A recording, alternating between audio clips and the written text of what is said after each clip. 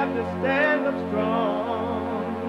Ain't the truth about themselves to understand what went wrong. I know we can find a way. I know we can find a way. I know we can find a way to stand up, stand up, stand up.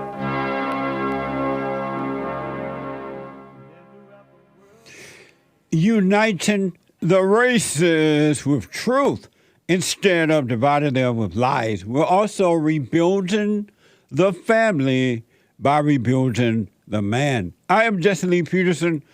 Good morning. Hi, y'all. Welcome to the show. Believe it or not, it's Friday again. Friday again. That's amazing. Time just like that. You can get involved by calling 888-77-53773. 888-77-JESSE. Jesse. Jesse. My biblical question for this week, and it's a doozy. What is your state of mind? What is your state of mind?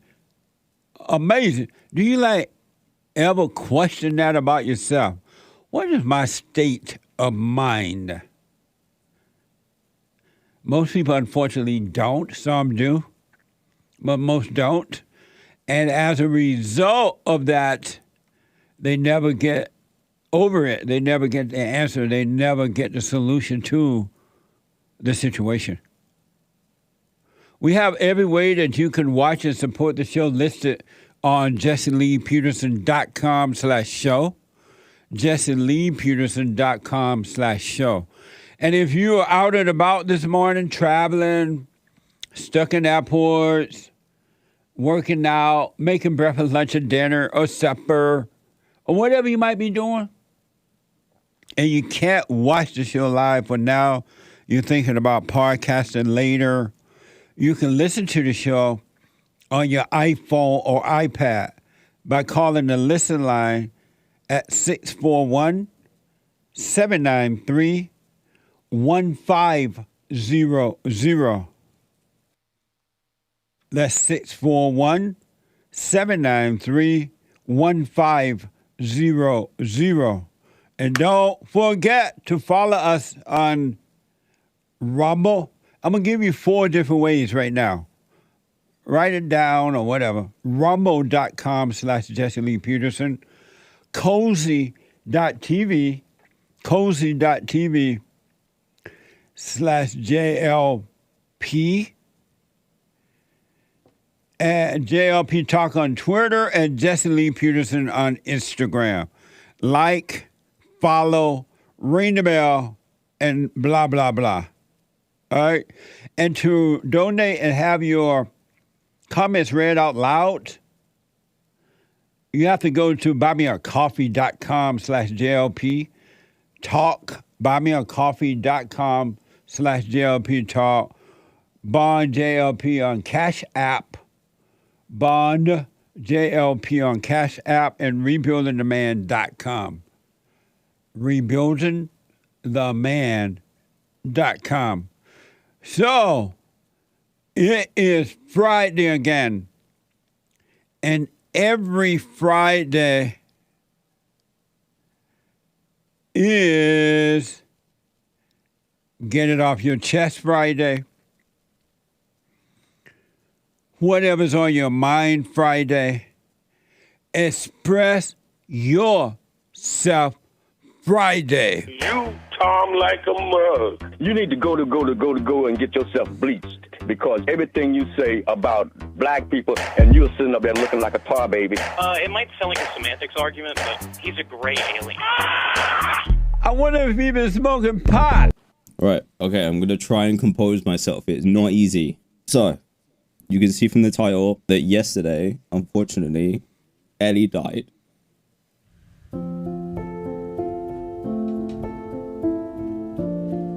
And it really sucks. I know we've been through this with Peggy before, so enjoy another video of me crying.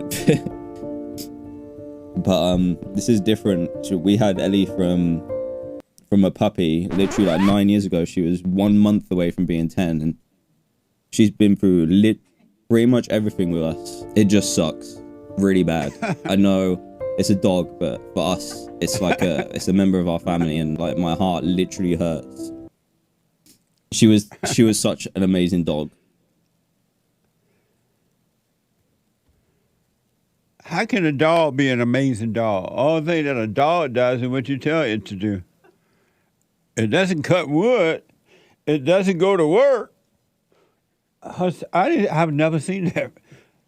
Is that real or is that comic? I mean, it looked pretty real. Who was that? I don't know, but I feel him. He's It reminded me of Nick had sent me, yes, it's real, it's a YouTuber. It reminded me of yesterday when you said you imagine you were holding your dog, and while holding your dog, you imagine for a moment your dog getting old and dying, and you have to take it to the vet so that they can kill it, right? Yeah. Put that stuff in and kill it, and you start crying. No, I mean, it literally, I thought it was an AI of that story that I told. I thought it was a reenactment. How come y'all don't know? Well, I'm asking a question that I already know the answer to. Why don't y'all know that that's not normal? It's true. No, it was a question. I don't know. He's sitting there crying over a dog. You gotta know you're in a fallen state when you cry over the dog. Don't you? Yeah, you do. You do. You gotta know it. But it doesn't change it. Oh, God, what this old world coming to? Things just ain't the same. Anytime the hunter get captured by the gang, what the? He's sitting there crying, boo-hooing over a dog. I thought mama had died. Anyway. I know, he's like, Ellie. No, when you were saying Ellie, I thought he meant his grandmama. Right. Or his wife, or someone that was doing a show with him, or some human being. What the? Human beings, not all, have truly connected to the animals, huh? What the? And now the animals rule the human beings. I want my country back. It's not coming back. I wish I could say it was. I don't know if I wish I could say it was, but it'd be nice to say it was coming back. And not. It can't if you're crying over a dog. Especially a male crying over a dog. Who let the dogs out? Ooh. How you feel when you saw that right now? Man, maybe it made me think about that that thought I had. Took me right back to that sad possibility. What's your dog name? Mr. Sandman. It took you back to the sad possibility Mr. Sandman may die too? Yeah. It really did. But I'm aware of it. But it is sad. Wow. Well, okay. Good news is that he's sleeping in his own bed nowadays. Oh, he grew up a little bit. Yeah, now he's a teenager, so he wanna get away. And where did he get the bed from? Well, actually, I call it kind of his hotel villa. it's kind of like this. It's really my seat that I sit on to do work on music stuff. Right. But he likes to, cause it's like fluffy, so it looks like him. So he sleep on it, then you sit on it. Yeah. But we're progressive. At least he's out of the bed. Evidently. What a mess. Anyway, let me do this and then I'll get to your calls. 888-77-53773. I have said, and I'm telling you the truth and nothing else but the truth, so help me. If you want to be free, and you can be free, it's totally up to you. If you want to be free, and you can be free, it's totally up to you. You must overcome words. All who are affected by words are in a fallen state. That's why you're attracted to the dogs and the cats and everything. You're in a fallen state. But if you want to be free, you must overcome words. You must overcome words. Because forever and a day, you will be controlled and manipulated and deceived by words. You can't help it. And nowadays, and I've been talking about this for years when we used to protest and everything. I remember how the NAACP, the Congressional Black Caucus, and others would use certain words to manipulate the blacks, and then have fundraisers, either money from the government or money from the blacks, because they knew that emotional people or people who are lost in the darkness, in the shadow of their imagination, will overreact to words. Whether it is an emotional word like the dog is dying, or another scary word like white people coming after you. It's racism. The white man stopped you from getting a job. The white man did this. And the blacks have been used for that for years now, 70 years or longer. That's what the so-called civil rights movement was all about. It was a fundraising thing. The so-called leadership wanted more perceived power for themselves so they can become the leader of the blacks and get more power, they thought, with power and finance. And they used the word racism. Well, apparently, it seems that the ADL is doing the same thing, using words. And it's been said that they use these words in order to keep the Jews feeling fear and afraid. And when they are afraid, it's a fundraising paradise, they say. It's a fundraising paradise. And if you notice, a lot of times when people are not into feelings and thoughts and stuff, you have to tell them to help you to help others, right? But if they're emotional, they'll give. And apparently, according to these reports that I'm about to give you, the ADL, this team, is doing the same thing. And the Mexicans organizations are doing the same thing. They are manipulating you with words in the same way that human beings do it to one another in your little private lives. You use words.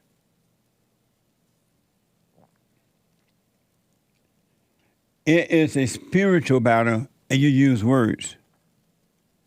I want to encourage you to overcome words.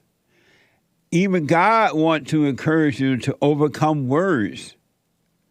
And then another thing before I play this, stop using the language of the children of the devil, the children of the lie. They say that there's racism. Don't you say that, because it's not true. You say it's spiritual when you truly see it's a spiritual battle. It's not racism. It's not racism. It's spiritual. It's not blacks against whites and whites against blacks and Mexicans against blacks. It's evil against good. Don't use the same language that they're using, otherwise you're going to stay in the same hell that they're in. So some of you may be aware of the ADL, and this is what the ADL does according to the official ADL website, ADL.org. ADL is Anti-Defamational League. Anti-Defamation League. Doesn't that sound beautiful and helpful? But it has no meaning. It's just words put together to manipulate the mind and emotions. Anti-Defamation League means nothing. It means nothing. But if you're not in control of you, if you're not an individual, but a groupie, you won't understand that. You'll read it like the blacks read about racism. It has no meaning. It means nothing. But they fall for it, and then fundraising happens. But anyway, Anti-Defamation League fight all forms of anti-Semitism, no such word, and biases. A global leader in combating anti-Semitism, countering extremism, and battering bigotry wherever and whenever it happens. ADL works to protect democracy and ensure a just and inclusive society for all. None of that makes sense. None of that is true. None of that happens. It just made up words that sound so emotional and helpful and useful when it's really not. It's empty words. It's empty words. But that's what they say on ADL.org. In reality, according to Breitbart, the ADL is actually a partisan, far-left outfit that regularly smears conservatives. Now, that's from Breitbart, and Breitbart is Jewish. Some of you might remember this. This is from Breitbart. The ADL changed its definition of racism back in 2020 to exclude white people. Remember all those beautiful words that they wrote that I read to you in a black kind of a way? ADL.org. ADL worked to protect democracy and ensure a just and inclusive society for all. For all, they say. And then according to Breitbart, on the other hand, they go, the ADL changed its definition of racism in 2020 to exclude white people. What happened to the all? What about inclusive for all? But they changed it to exclude white people, according to the Breitbart.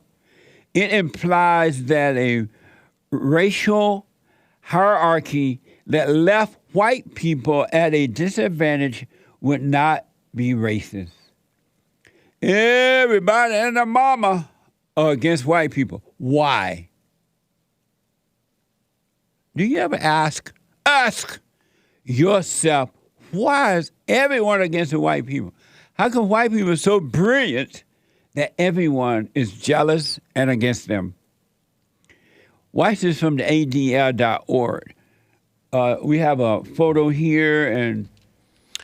Racism, the marginalization and or oppression of people of color based on a socially constructed racial hierarchy that privileges white people. Just words, just speeches.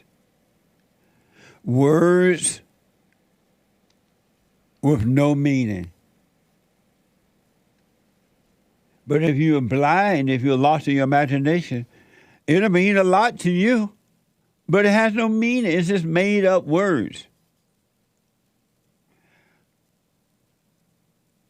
And white people, y'all have more power than you know. Even the ADL is implying that you are holding back the blacks. You're against the blacks. They are implying that. And you're running scared. It's interesting they are saying that white people got all this power. They're white supremacists. Isn't that like a beautiful name? You're superior to all. But yet you're on the run. They don't see y'all running? What the? Superior people don't run.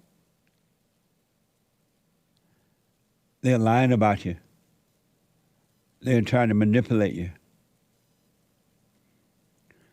Here is my friend Dennis Prager talking about the ADL and wisdom.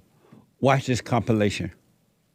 First of all, my belief is that the Anti-Defamation League actually increases anti-Semitism more than it decreases it.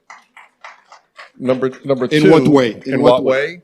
Because it's just another left-wing organization that alienates half of this country by the positions that they take. No wisdom on the left. There are a lot of... You can't say that. I can say that. You seriously think there's no wisdom on the left? I don't say it. I know it. I lived it. I went to Columbia. My professors were brilliant and had almost no wisdom. They taught me that men and women are basically the same. You can be brilliant and believe that, but you can't be wise and believe that. So you're saying the left is smart, the right is wise? Yes. You're really saying that? Yes, that's exact. No, not the people, the ideas. Wow. I know Dennis. I've been knowing him now for 33, 34 years. He's a wise man. And he's right about that. It's rare do you hear Jews disagreeing with Jews. It just occurred to me, you don't see that a lot in the public, where Jews are disagreeing with Jews. You see it all the time where the blacks and whites are at war. But you don't see it a lot where the Jews, but there are Jews who disagree with Jews. In every culture is split, maybe a little bit more on one side than the other, but people disagree. And that's okay. But people disagree.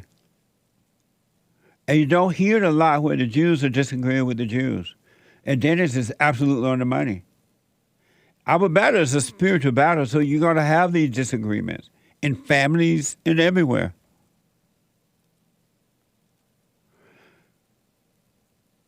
Talk about control and brainwashing. Watch this from Wikipedia. The Great Replacement Theory. This is kind of new to me, all these different millennial words, right? The Great Replacement Theory. Have y'all heard of that? I'm black, I'm slow. My generation does not know about the Great Replacement Theory. I think these are new words. According to Wikipedia, the Great Replacement Theory, a white nationalist, far-right conspiracy theory, state that the ethnic white European population are being demographically and culturally replaced with non-white people through mass migration, demographic growth, and a drop in the birth rate of white European. White people, they coming after y'all. They have this great replacement theory going on. By bringing in the immigration, the illegal alien, allowing them to come in from everywhere, encourages white women to kill the white man's baby by way of abortion, and changing your neighborhoods. Think about this. In your own country. Not in their country.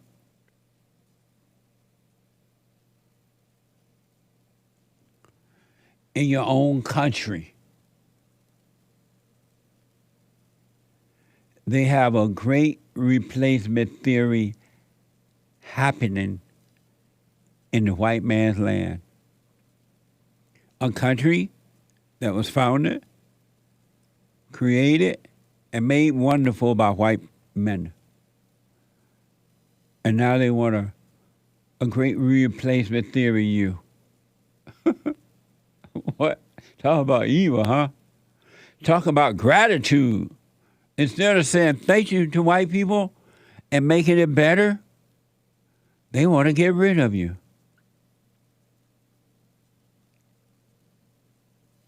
This is from a 2022 article on the ADL.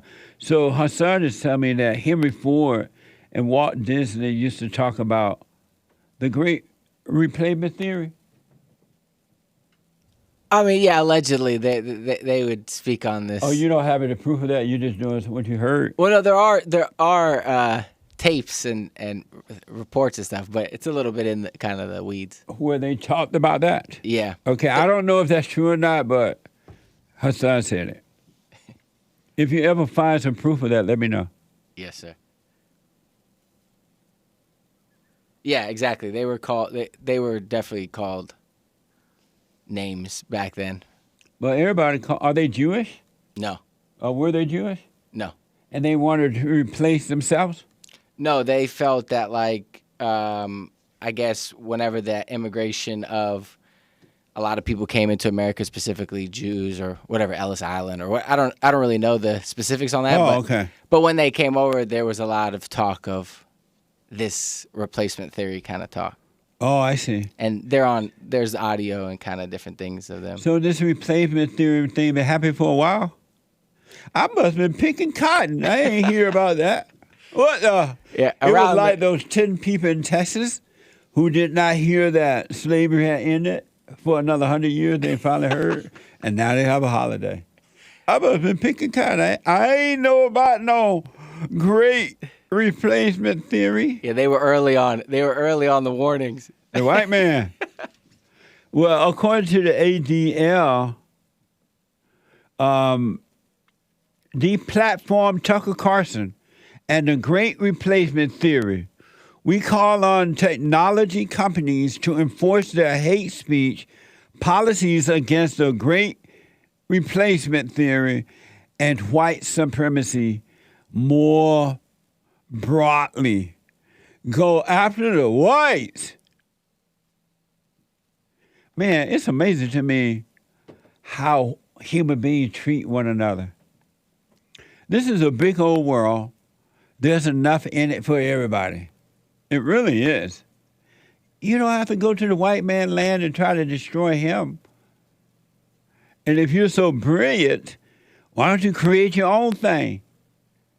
The problem is you're not brilliant and you're jealous of the white man and you want to destroy him rather than learning from him.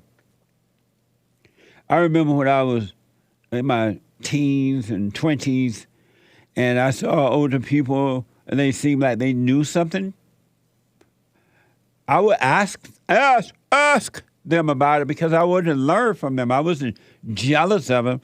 I didn't want to replace them with great replacement. I wanted to learn. How do you do this? How do you do that? Is that gone now? Now it's just all attack, replace. White people, y'all must be feeling mighty good knowing that you're so important that even the ADL don't like you. My mama don't like you. She likes everyone. Quick break. Back in a moment.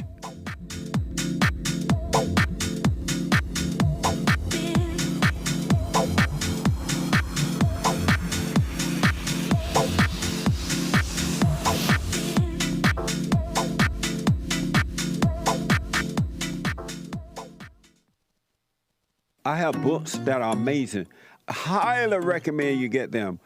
7 Guaranteed Steps to Spiritual, Family, and Financial Success Guide. Even if you're not starting a business, but you have a job, or you're on welfare, it can help you if you do. Be doers of the word, all right?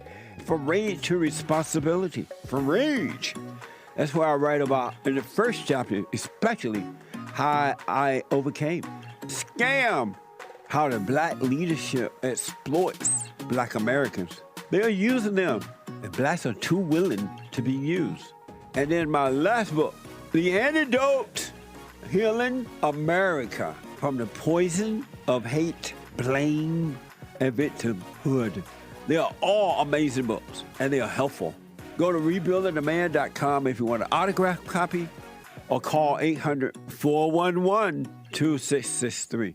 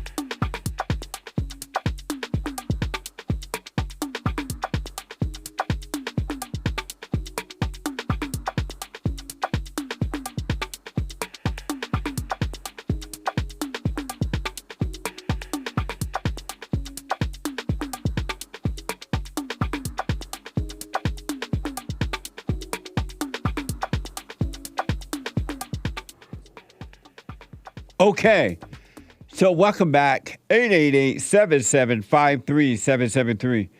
Let me do this real fast because I'm black and slow, and a lot of these words I didn't know, because these folks coming up with new words all the time, right? And words are made to deceive you. But, so I was just talking about the Great Replacement Theory. How, according to the ADL.org, deplatform Tucker Carlson and the Great Replacement Theory, we call on technology companies to reinforce their hate speech policies against the Great Replacement Theory and white supremacy more broadly. And so now my producer, Sean, which is one of the experts here on the Jesse Lee Peterson Show, and the Hake report, another expert, they white, and Hassan too, are all telling me that apparently I've been talking about the Great Replacement Theory all along, didn't know it. Am I right about that? Yeah, anytime you talk about how whites are going to become the minority in America, and how potentially, allegedly, it's a purposeful action by certain people, that's what they will call the Great Replacement Theory.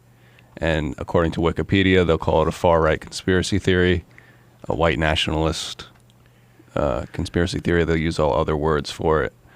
Wow. But that's the term they use for that, is Great Replacement Theory. Talk about being slow, black Right. and slow. And hey, you said that replacement theory meant that it's not real. Right, it's a conspiracy theory. If you're saying that whites are becoming a minority and that's planned, right, by whoever in their own country, in the white people own land, then that's a conspiracy theory. But that's how- why they wanted to get rid of Tucker Carlson for saying that whites are being replaced. But how come? Let me ask my question like a white person. So is it true that white women are starting to abort babies and having fewer kids? Yeah, and they're getting Either into education aborting or having fewer kids now, right? Right. And getting into education, as you said. Is that a theory or is that reality? That's reality. So I ain't theorizing then. Well, that's the whole point, And then- is that they come up with this term and they call it a theory in order to cover it up, allegedly. And then the immigration and the immigrants having all these babies and all the anchor babies. So those things are Is that a reality. theory. No, those are not theories. That's reality. So That's I ain't happening. theorizing. But it is because you're repeating. You're saying the same thing that the white supremacists say. I've been saying that for 30-some years. So have the white supremacists. And I ain't even know no white supremacy. What were you about to say, Hassan? Oh, no, I was just going to say, and Hassan is the audio engineer, the host of a brand new show called Wow.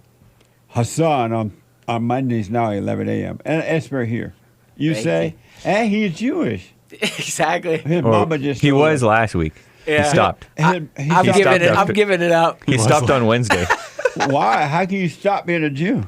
I'm just kidding. He just started a week ago, and then he stopped this week. Yeah. He did? No, What? but also more importantly, the replacement theory conspiracy a lot of times is that they're replacing Christians in positions of power of things. So like pre this time period when like what I'm saying about Henry Ford and Disney, there was laws in Hollywood that were based kind of even on the Bible that you couldn't do certain things in movies. Right. You couldn't have certain, sexual nudity. There was a lot of things that were like based in, kind of Christian stuff. And so the replacement theory is also saying that like that certain people came over and threw away all these threw away these rules and changed things.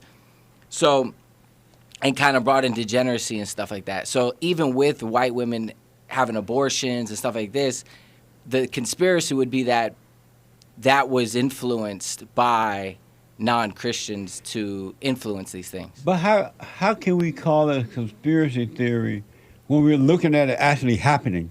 It's not like I'm reading about it. It's not like I'm hearing about it. I'm seeing it happen. For example, as Hake mentioned, illegal alien coming from everywhere, and they're dropping these babies like 90 going north in our country. Yep. While the white population of births are going down. Yep. And Biden said that's a good thing. It's a good thing. It's a source of our strength. Yep. But how come we're getting weaker then? Yeah, and the whole calling it, that's the whole controlled by words, brainwashing aspect of it. They'll call it a theory. They'll call it a white nationalist, far right conspiracy theory. If you say a true thing that whites say, then you shouldn't be saying it. But I've been saying it forever, and I ain't know about no white theory. Hassan, is it true that white people are being accused of everything that's negative? Oh, yeah. They're called white supremacy. They are blamed for the blacks losing out in life. They are blamed for everything. Is that a theory? No, it's not. And that was my whole point of bringing up Walt and Henry's, because they were kind of the original people being called anti-Semites for these warning things that they were saying. Where Walt and who? Were they called that way back then or just now?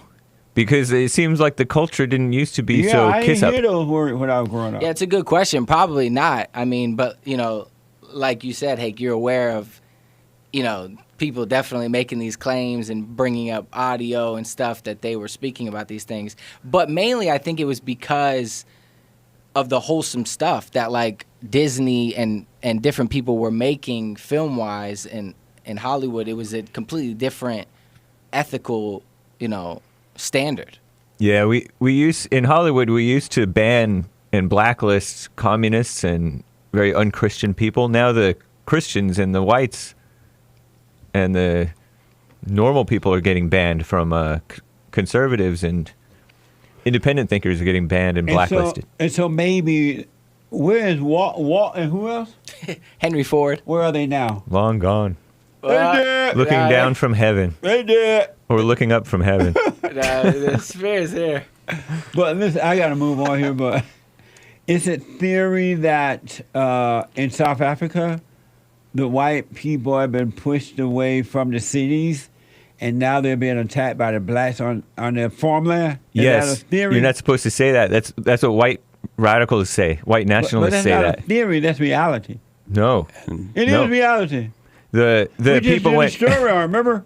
Yep. Well, we didn't. That's not a theory. The Twitter we didn't people get to the Twitter libs went crazy on Trump for mentioning the farm murders. Why? Because white nationalists Because say it's a it theory? too.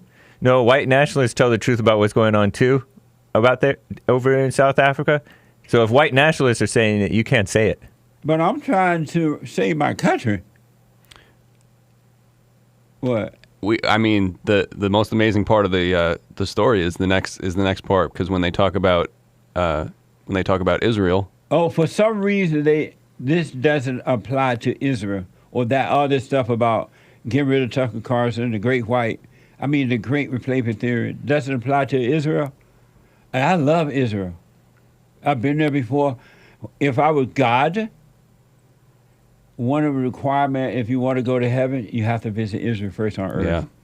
Otherwise, you ain't getting into heaven. Yeah, most of the Christians were raised to support Israel. At least seems like that in my generation and blacks older. And the whites and everybody were raised to love Israel. Because if it wasn't for Judaism, there would be no Christianity. Christ was a Jew, but he ushered in Christianity. He's like, oh, Lord, let me go get these folks. But some of the Christians were raised to be leery of how they came about. Not in my days. Not around me either, but I see it. True. That just came about too lately. No, I think the Catholics always had a problem with them. Well, that's because the Pope was sick. And then there's some like normal. He was supposed to be the last Jew, though. Who, the Pope? Jesus. Because you know how Israel is just. What? You know how Israel's a year older than you? Yeah, you know I'm old. I'm as old as Israel. See, so I think some of the older Christians may not have been fans of this World War II Israel, thing. And then he made me. So what? So some of these older Christians, there's like a contingent of older Christians and whites coming to this day who didn't like how the World War II panned out. See, all that don't make sense to me. But let me do this because somebody will have to explain it to you. Yeah, that's mess. For some reason, these ADL rules does not apply to Israel. This is from Informational Liberation. In a guide for pro-Israel activists on their website, the ADL says that the idea of Jews and Palestinians sharing one state in Israel is unworkable, given current realities and historic animosities. This is from ADL.org. And Hassan, you have that? Yes, sir. Furthermore, binationalism is unworkable, given current realities and historic animosities. With historically high birth rate among the Palestinians and a possible influx of Palestinian refugees and their descendants now living around the world, Jews would quickly be a minority within a binational state, thus likely ending any semblance of equal representation and protections. In this situation, the Jewish population would be increasingly politically and potentially physically vulnerable. It is unrealistic and unacceptable to expect the state of Israel to voluntarily subvert its own sovereign existence and nationalist identity and become a vulnerable minority within what was once its own territory. Sean, that's too much for me to understand. Yeah. Because the day that they were teaching English like that, I was at the cocktail. Break that down for me. Okay, I'll break it down very simply. They're saying about Israel what you've been saying about America for 30 plus years in bigger words. So that's happening in Israel. They're trying to get rid of the Jews of Israel like they are in America with the white man. Right, but in Israel they don't call it the great replacement theory. They think that's completely, normal. I would never call it a theory either. It was normal. It was happening here. It happened here in my country. Right. But they, as far as words go, they use all the big words. And so they don't believe what's good for the goose is good for the gander? They don't think we should have the same thing? Yeah, apparently not. Yeah, I mean, it's funny because they say that there's animosity towards the Jews there, and there is, but all the liberals and most of the Republicans support the animosity towards the whites and the fake fake racists. I don't blame the Jews for not letting the Palestinians come in like that. I don't either. Them in there like that because that's their homeland, and the Palestinians go over there and want to mess up their stuff. I remember when I went to Israel, and the Jews have given up so much of the land to the Palestinian, and we was on this tour. That's me. That's me in the beautiful land of Israel. Wow. Looking over the slaves in the fields? Is that your plot of land? I'm going to own that one day. But anyway, and so the Jews had given up so much land to the Palestinians. They had given the city of David. And so we were like on this tour, we were able to look over into David, the city of David, but we weren't able to go over there or something. And the city of David was, you can tell it used to be beautiful. Mountains and just beautiful home. And the Palestinians, instead of keeping it clean, like, you know how white people, they like to clean up stuff. You know me. Yeah. And the white, instead of keeping it clean, they turned it into a ghetto. And they're sitting over there looking over the beautiful land of the white Jewish people, and they're mad. But the Jews gave them this. The city of David could be really beautiful, but they wouldn't keep it. They wouldn't keeping it going. They just want more and more land from the Jews, and that's the same thing the blacks do here. The white man give up the land to the blacks, and the Mexicans and stuff now, and they just don't do anything with it. They just still want more to destroy, not to rebuild. Mm-hmm. It's the same kind of spirit. Amazing, huh? Would you recommend people go to Israel today? Like, still today? Is it still okay to go? If they could get a flight. Yeah. Because they're safer over there than in America. Because the one thing that the Jews do for one another, they protect. They have military everywhere. Yeah. There's nowhere. See, that's me sitting in one of their little military trucks. Wow. In Francisco. Wow. What is that, AK? That's right. See, I can't hardly get over there. They gave me a gun. They knew I was one of them. Or some other type of rifle. Look at that. They armed Francisco up. He's so young looking. Right. But anyway, and so the same kind of spirit that's happening over there, where the Palestinians hate the Jews and they want to just destroy, same thing happened in America where the blacks now hate the whites and they want to destroy. And the ADL too. Apparently, I'm about to say, apparently from this, it seems that the ADL does too. Yeah. And, for the record, I have nothing against Jews. I love the Jews. I had plenty of Jewish friends growing up. I probably went to more, bar mitzvahs and bat mitzvahs and temple than I went to church. But being from New York area? Yeah. Yeah, lots of good Jewish friends I had. Here, but I loved the Jews before I knew that you're not supposed to love them. I grew up that way. Really, black and Jews got along because of this religious connection we have. Now they don't want you to say Christianity came from the Jews. Isn't that right? Yeah, it is. But it's not true, folks. Christ, if it wasn't for Christ, there would be no Christianity. Really. And that's one of the reasons the Christians and Jews got along so well. And it wasn't about the color thing, it was spiritual. In recent news, here's Jonathan Greenblatt. He is the CEO and National Director of the ADL. Watch this from MSNBC.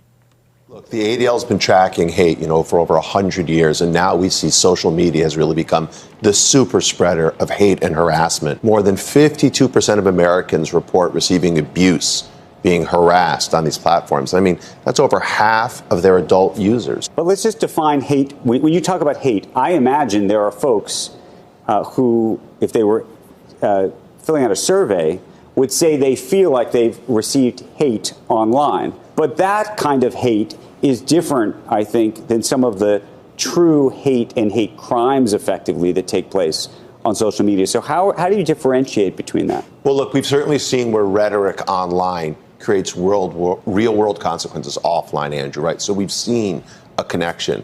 Caravan, open borders. These are literally white supremacist phrases that have worked their way through the system and somehow landed in the talking points coming out of the West Wing. We work with Google on using AI to try to interrupt cyber hate before it happens. We work with YouTube to get them to change their algorithms. We work with Facebook. Whoa. Where does Facebook land? Facebook gets a C-. X, Twitter, gets a C-. Discord, which is really just a rancid place, gets a D. And again, Snap gets an F. But Twitch did well. YouTube scored a C. So there's a range. Whoa. He used all those fancy words and just lying. Right. Crazy. Because anyone that has anger is a hater. That's why God said, don't trust an angry person. They are a murderer. Anyone that has anger is a murderer. What the? Yep. One of the chief haters playing Mama, trying to stop other people from hating. Certain types of hating. I don't even think they really tried to stop it. They were doing it to make money. Spreading it, really. Yeah. By encouraging people. People stop being angry at one another. It's a spiritual battle. It ain't all this outside mess that you've been told. I promise you that. And so last but not least, apparently, what's his face? Elon Musk. Elon Musk is threatened to sue. According to CNN, ex-owner Elon Musk is threatening to sue the Anti-Defamation League for defamation, claiming that the nonprofit organization's statements about rising hate speech on the social media platform have torpedoed its advertisement revenue. Watch this compilation. Elon Musk says he's threatening to sue the Anti-Defamation League for lost revenue at X, the website formerly known as Twitter. Musk claims, without any evidence that we've seen, that the ADL statements about rising hate speech on the platform are the reason why there has been a 60% decrease in advertising on X. The ADL and other organizations have noted the increase in hate speech on the platform since Musk took over and removed much of the content moderation. A spokesman for the ADL responded to Musk's threat, quote, "The ADL is unsurprised yet undeterred that anti-Semites, white supremacists, conspiracy theorists, and other trolls have launched a coordinated attack on our organization. This type of thing is nothing new," unquote. Ad revenue on X is down 60%. And back in May, the ADL published a report saying it found more than 5,000 instances of anti-Semitism on X. Why do people listen to the ADL? It's like listening to the NAACP, Jesse Jackson, Al Sharpton, all these other, the Wicked Witch of the West, Maxine Waters with the low IQ, Sheila Jackson. It's like the same thing. Why do anybody listen to the ADL? Like the black leaders are the enemies of the blacks and of America. The ADL is enemies of the Jews and of America. It's amazing how all the devils are fighting with one another. Devils are fighting devils. Terrible. Y'all got to come out of darkness into the light. Amazing. Thank you, guys. I got to take a break. When I come back, 2 more hours to go. We got to move phone calls and super chats, and it's Open Live Friday. But I just wanted you to see that it's a spiritual battle with all human beings who have not overcome anger. It doesn't matter what religion. Back in a moment. We have a counseling service, and I have to admit, thanks to God, it is the best counseling service on this side of heaven. I counsel with men and women, families, individuals around the world. Most people are unhappy, they're miserable, they have rough lives, they're depressed, suicidal, young and old, of all races. I understand, I know why, and I do understand it. Because exactly what's happening in me is happening with everybody outside of me, inside of them. And I've noticed that with those who really, really, really want to understand, they overcome it just like that, out of one counseling session. If you need counseling, you can go to rebuildingaman.com or call 800-411-2663. 800-411-BOND. Best counseling service on this side of heaven.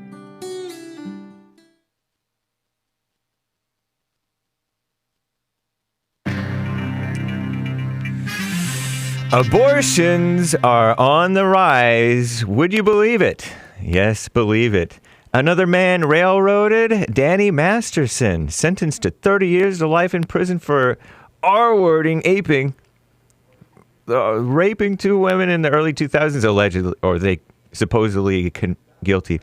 And Peter Navarro, he was guilty of contempt of Congress. He's a guy from the Trump administration. And get over your COVID apathy. This is the end of hour one of the Jesse Lee Peterson Show. It's Express Yourself Friday, September 8th, 2023 AD. Excellent men's forum last night. Men, thanks for joining. Men's forums are a highlight of the month. Men's forums are first Thursday of the month. Women's forums are third Thursday of the month, 7 p.m. at Bond in Los Angeles. So you can check out rebuildingtheman.com/events. Have a fun Friday ahead. JLP will be right back to your calls. There is one line open. You can call in right now to get on hold, to get on air with JLP, and he will get to your calls. But first, Hake news, not fake news. By the way, the phone number is 888-77-JESSE, 1-888-775-3773. The far-left female outlet The Skim reports abortions across the country are on the rise, per a new study out yesterday, finding a 10% increase in abortions in the first 6 months of 2023 versus the first half of 2020, 3 years ago. The report by a pro-abortion group found about 511,000 abortions under the Biden administration across 36 states this year, more than 500,000 in 6 months, up 46,000 from 3 years ago. The sharpest increase was in states bordering those with abortion bans: evil Colorado, evil Illinois, and apparently evil South Carolina. Is that right? Am I reading it right? Abortion has already been on the rise for years. Thanks, Obama, right? Am I right or am I wrong? They say it could be because of travel, economic growth, telehealth access, communist buzzword. The data involves estimates and there may be inaccuracies. It is a pro-abortion group. They tend to be very sloppy and fast and loose with the truth. Experts say it may take years to get a fuller picture. Since the Supreme Court reversed Roe v. Wade way back in June of 2022, more than a year ago, 22 states enacted bans and several more severely restricted access, commie buzzword, impacting about 25 million women of childbearing age. Wow, they said women, not people with wombs, or something dumb like that. They don't know what's good for themselves, right? Now this study shows that many of these women are still finding ways to kill the babies, the unborn, and sometimes just freshly born, including traveling across state lines. Another man railroaded, Me Too'd, Danny Masterson, that 70s show actor, the one with the sunglasses, I guess. I never watched it. It's lame. And The Ranch, I guess he was an actor in The Ranch, whatever that is. Sentenced to 30 years to life in prison for R-wording two women in the early 2000s. One of the women said the actor has not shown an ounce of remorse for the pain he caused. Masterson waived his right to speak 30 years behind bars. He was declared guilty or found guilty back in May. I have no idea what the case is, but I'm leery. Pray for Peter Navarro, who's facing criminal charges. Yesterday, a jury found our greatest president, Donald J. Trump's, per the Skim, trade advisor guilty of contempt of Congress, just like Obama's black attorney general, Eric Holder, in the Fast and Furious gun running case. Nothing happened to him, but will something happen to Peter Navarro? Last year, Peter Navarro refused to testify before the Democrat-led January 6th committee. Give me a break. Hand over subpoenaed documents. He said he didn't appear at the deposition because Trump told him to assert executive privilege, a legal principle that allows the White House communications to remain withheld in some cases. Last week, a district judge rejected that argument. Judges, give me a break. Not Christians, typically. Now he faces up to 2 years in prison and a maximum fine of $100,000. His sentencing is scheduled for January. Peter Navarro plans to appeal. Second Trump aide to be convicted in relation to the January 6th committee inquiry. Give me a break. I'm James Hake. Now back to JLP, Hour 2.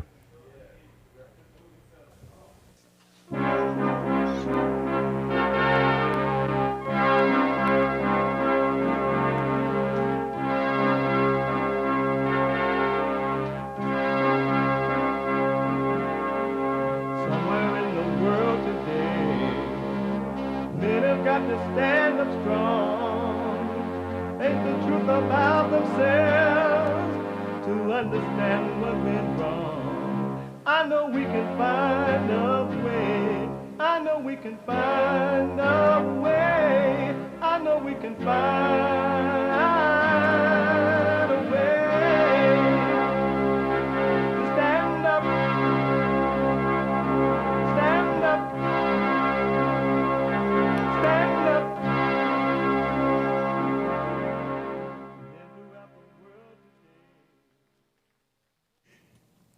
Uniting the races with truth instead of dividing them with lies. We're also rebuilding the family by rebuilding the man. I am Jesse Lee Peterson. Good morning again, and welcome to the second hour of the show. You can get involved. We're going to take calls now and super chats. You can get involved by calling 888-7753-773. 888-77-JESSE. Jesse. Jesse.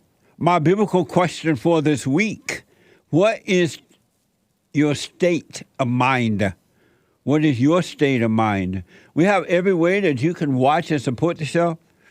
Listed on JesseLeePeterson.com/show. JesseLeePeterson.com/show. And if you're out and about, you can podcast the shows, all the shows, but if you want to listen live, but you can't sit and watch right now, you can listen on your iPhone or iPad while you're doing whatever you're doing anywhere in the world by calling the listen line at 641-793-1500. 641-793-1500. And don't forget to follow us, JLP Talk on Twitter and Jesse Lee Peterson on Instagram. Like, subscribe, ring the bell, and all that stuff. It's Friday. It's Get It Off Your Chest Friday. It's the second hour of the show Friday. It is whatever is on your mind. Express yourself Friday. You, Tom, like a mug. You need to go and get yourself bleached because everything you say about black people and you're sitting up there looking like a tar baby. It might sound like a semantics argument, but he's a great alien. I wonder if he's been smoking pot. Right, okay, I'm gonna try and compose myself. It's not easy. So, you can see from the title that yesterday, unfortunately, Ellie died. What the? And it really sucks. I know we've been through this with Peggy before, so enjoy another video of me crying. But this is different. We had Ellie from a puppy literally like 9 years ago. She was 1 month away from being 10, and she's been through pretty much everything with us. It just sucks really bad. I know it's a dog, but for us, it's like it's a member of our family, and like my heart literally hurts. He knows there's something wrong. She was such an amazing dog. I know it's a dog. It's a dog. He knows something wrong with that. I know it's a dog. Amazing. So listen, I just found out during the commercial break that Breitbart, the late great Breitbart, was not that he wasn't a Jew, but he was a white guy who was adopted by a Jewish family. I never knew that. I knew the guy. Now, I don't know him well, but I met him, we talked, and we did some things together, but I did not know he was white. So apparently he was a white guy who was adopted. He was white Irish by blood, but not normal white. What? That's from Hake. Hake said that he was white Irish, but not normal white. His adopted parents raised him Jewish. I never knew he wasn't Jew until today. You know, something, you learn something every day. But may his soul rest in peace. He had no fear. He had no fear. He just did what he needed to do. And if we had 10 more bright bars like that, we could save America just like that. We could save the country. From what I can tell, and talking to him and meeting him and working a little bit with him, he had no fear. Amazing, huh? But I did not know he was not born Jewish. Anyway, 888-7753-773. There is a line open. Let me go to Russ out of Hampton, Virginia. Russ, welcome to the show. You're on the air. Hey, what up, Jesse? How you doing, buddy? All is well, Russ. Oh, man, you don't give me the pops that you give me, man. So what now? You don't give me the pops that you give me. What? I didn't hear you, Russ. Okay. I'll put it to you this way. You treat Mace like she's the best caller ever in the world. You don't give me the same love. That's what I'm saying. Oh, I treat who? Maze? Maze, yeah. Oh. I love Maze. Well, you know, I treat everybody the same, first of all. But Maze No, you don't. I have never met Maze in person, but I've been aware of Maze for the last 30-something years. Okay, well, listen. I'm calling and you Maze for a very loved Jesse. serious reason. Oh, okay. Okay. And I know that you always say, drop the anger. And if that's what you say, I'm not saying that's not a right thing to do. I personally feel that anger is a part of my DNA. So I am an angry person. But in me, I'm not just angry, I'm violent. So when I deal with bad things, and this is something I'm dealing with now, I personally want to kill somebody. Now, I know that's wrong. I know it's wrong to even say this if it's on the radio. And somebody can hear it and somebody can try to do something about it. That's fine. But now here's the thing, Jesse. I'm not going to attack somebody or nothing like that. I've done that one time, and I was totally wrong. Well, one time I did it. But when I get angry, I don't just get angry. I get angry, and I get violent. And that's what I want to do. And why do you want to kill somebody?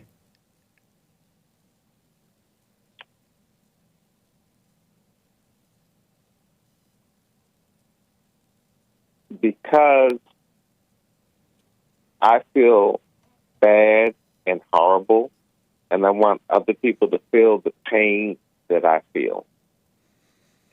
But the other people that you want to feel the pain that you feel, that you want to kill, they had nothing to do with your pain. Why would you want to punish them? They had nothing to do with it. Because I want them to feel exactly what I'm feeling. Why? And again, whoa. Why do you want them to feel it if they had nothing to do with? Wait. Why do you want them to feel it? When they had nothing to do with your pain? Because that's the way I feel. But again, I want to say I know that's not right. I thoroughly understand that that's wrong, and I thoroughly understand.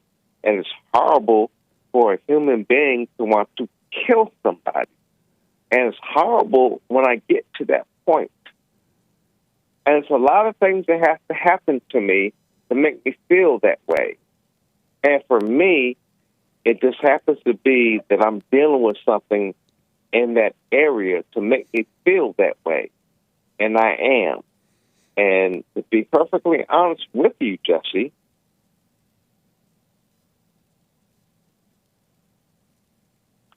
I would love to kill somebody right now. I really would.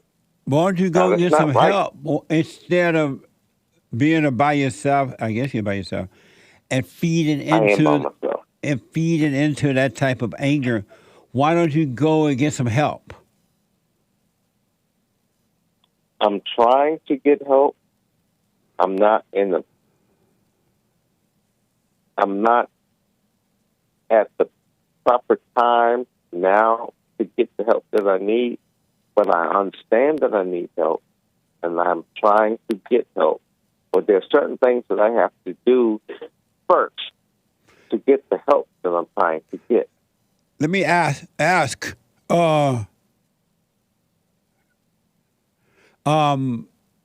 Why do you think that you said that anger is in your DNA, and you believe that it's okay to have anger? Why do you think that it's okay to have anger when it makes you feel this way? Well, number one, I can control it. I'm sorry? There's only been one time when I projected my anger on somebody, and that's when I was younger, and I was not in full control of myself. And I can't say too much about that. Right. But why do you think it's normal? Why do you? And I told him that I would beat him, kill him, if he messed with my woman. Now, this is the woman that I ended up marrying. Now, I'm not going to say where we were, but this was a big dude, and he had a room full of people.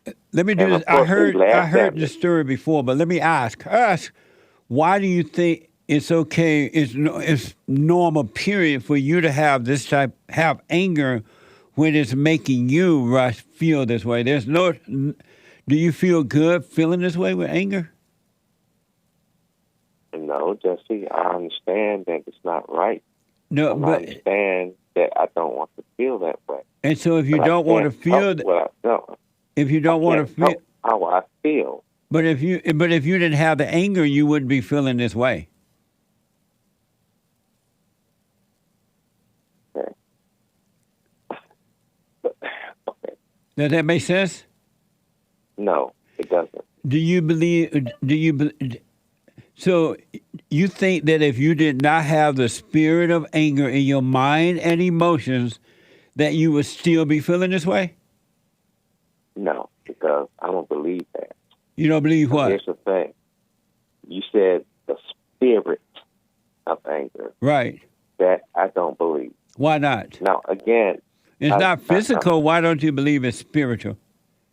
I'm trying to tell you. I try to listen to religion. I try to become a religious person. I try to become a Christian. I tried. I accepted God into my life.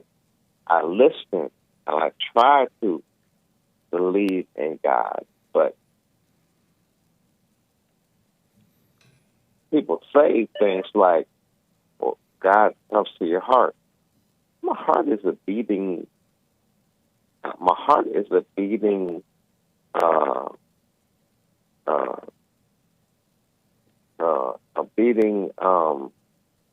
muscle. It gives blood to my body. So when you're talking about something that has to come to my heart is a beating muscle. My heart doesn't get anything. So what are you talking about? Well, that doesn't make sense to me. But if I'm wrong, I'm open to receive it. But here's the thing, and this is the thing, and this is the reason why I called you. First of all, was I was calling you to say, how do you disassociate yourself from your family? Because there's something that Christians say about atheists, and I am an atheist, which means I'm not saying that God doesn't exist. That's not what I'm saying. I'm saying that I don't believe, because I don't have any proof to make me believe. And I've seen stuff in the Bible that's impossible. And if something is written that's impossible, it can't be true. Now, if you live in faith, well, that's what you do. Russ, and you believe the impossibility. Russ, let me do this and because that's perfectly fine. Russ. I'm sorry. Yes, Number sir. one, when God said that salvation is of the heart, He's not talking about your pumping physical heart. He's talking about your natural nature, the essence of the essence of who you really are. He's talking He's talking about your spirit. He's not talking about the heart that pump blood. That's just a physical thing that help you to navigate on this earth, but that's not who you are. And I want to go back to ask, why don't you believe that anger is a spirit? Because I don't believe that things are spirits. And so do you believe that anger is a physical? I think that anger is an emotion. But is it a physical or a spirit? It's not a spirit. It's an emotion. Like love, like pain, like emotions. That's what it is. But love is not an emotion. Yes, it is. So let me ask. So is emotional physical?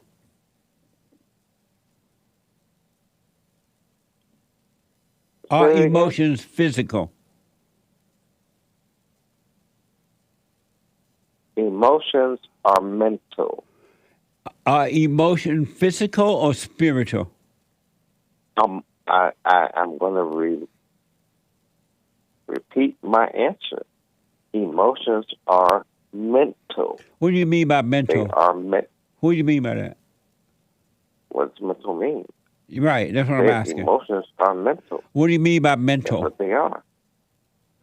I don't know what you mean by mental. What do you mean by mental? Mental are things that the mind manifests. Amazing. Emotions are mental.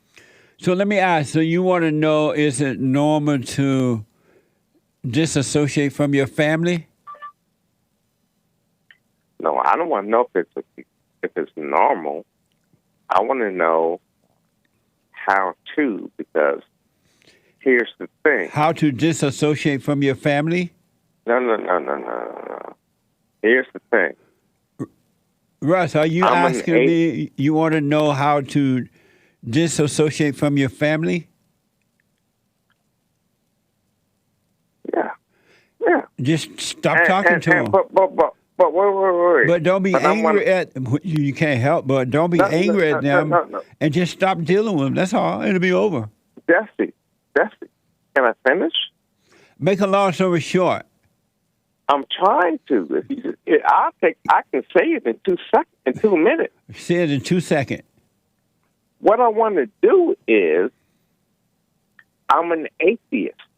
I don't believe in God.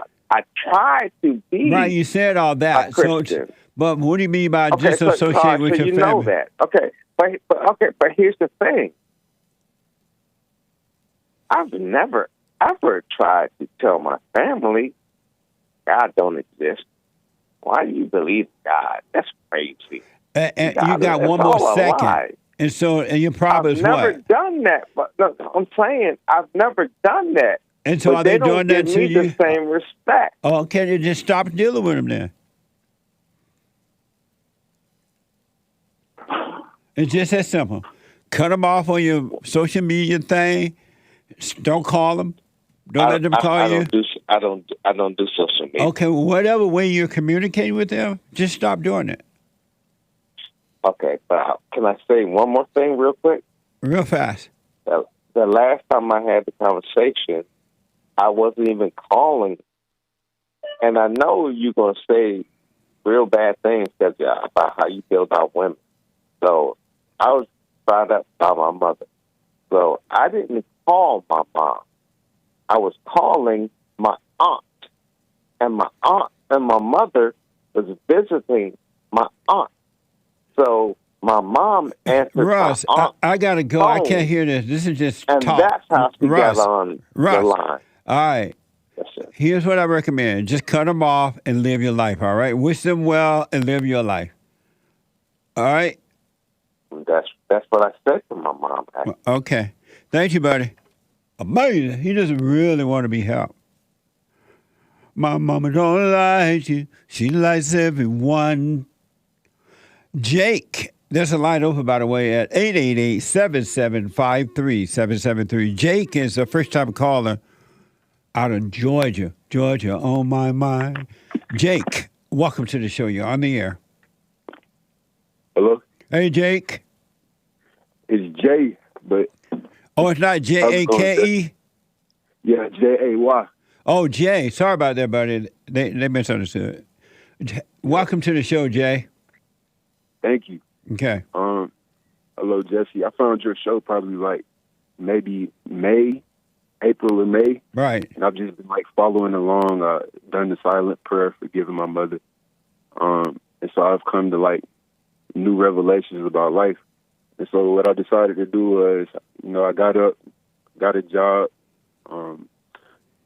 I moved out when I was 17, but I kept coming back and forth. And I've been back and forth at my mom's house for like probably 3 or 4 years. But I recently just decided to move out again because my grandmother came like to live with my mom. And like I would be there back and forth, like staying at friends' house and staying with girls and stuff like that. I really like when my grandmother came. I really just got out of there. And, like I've been like sleeping in my car and like. But my question to you is like, do you think like I should just wait a little longer at my mom's house, or should I just stay in the car? Because it's kind of expensive to stay in the car. Oh, is it expensive in the car? Yeah, like I'm tending to eat out more, and I'm just like, will I reach? Because I want to save up to get an apartment again. Oh, okay. Here's what I recommend. Do what you want. But here's what I recommend. Now that you have forgiven her and you understand that she can't help herself, I would stay there quietly, just stay there, and I would help around the house. That way you're not doing, it sounds like you don't have the money right now to pay her a little rent, but I would make sure I help around the house as a way of paying rent, and then I would quietly find me a place and move out. But don't argue with her. Don't let her mother you, and so that you can grow by dealing with situations in the right way. Don't get angry at her. She can't help it. And then just quietly stay there and move out in due time, and you'll be fine. Because sometimes people do it before it should happen, and they end up getting in a worse situation. Right. But yeah, I recommend you stay there, especially now because it's so dangerous on the streets.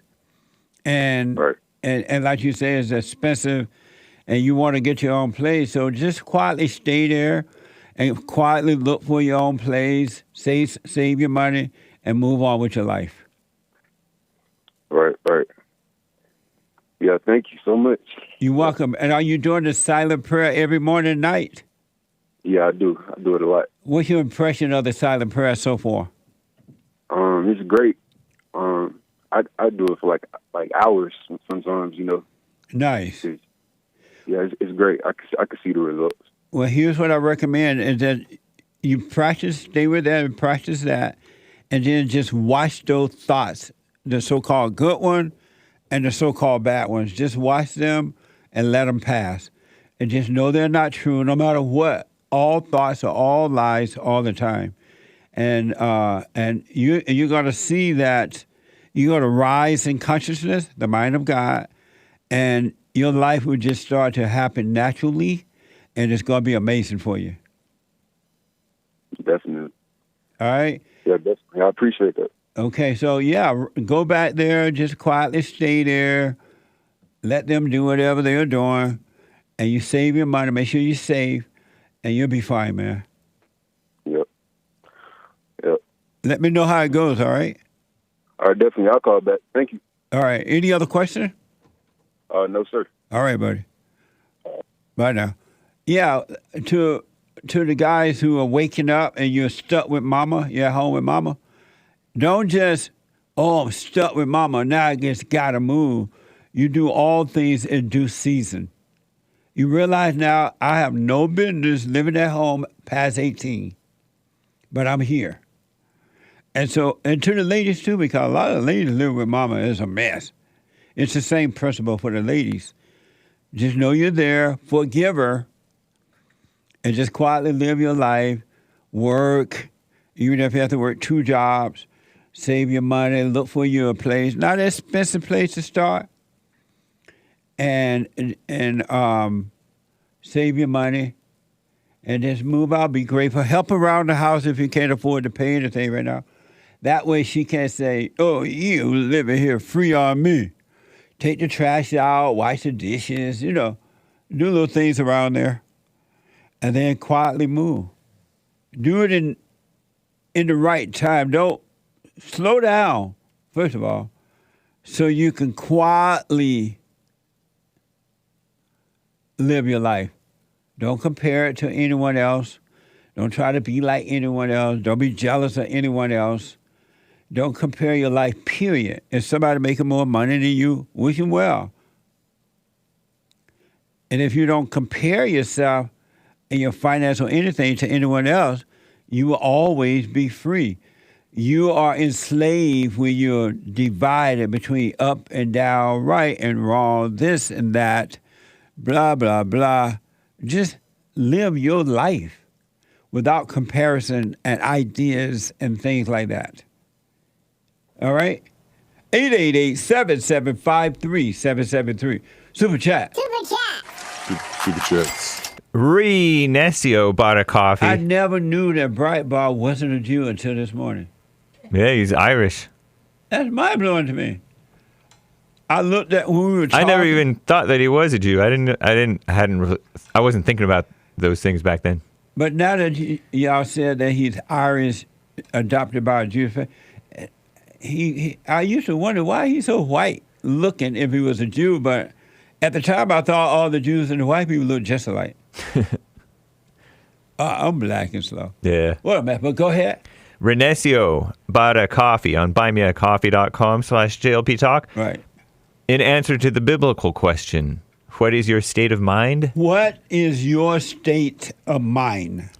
My state of mind is like almost but dubious. Kind of all right. Like, definitely it is what it is. Also, pet the dogs while she drives. Amazing. Thank you for responding, buddy. I'll put my little 2 cents in on Sunday. You just reminded me, we had an amazing men's forum last night. It was like, for me, it was like amazing. Yeah. It was really amazing. But thank you for responding, and I'll put my 2 cents in on Sunday. Thank you. Analyst IE bought 3 coffees.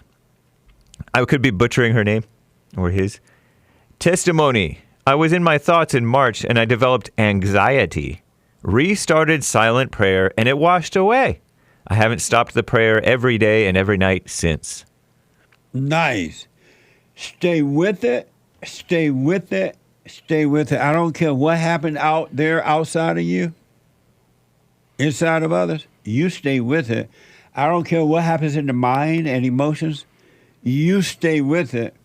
And I'm telling you, the illusion that comes from thoughts, because thoughts are just an illusion, will fade away and real reality will set in and life will begin. It will be amazing. It'll be all over and you will finally live the life that you were created to live.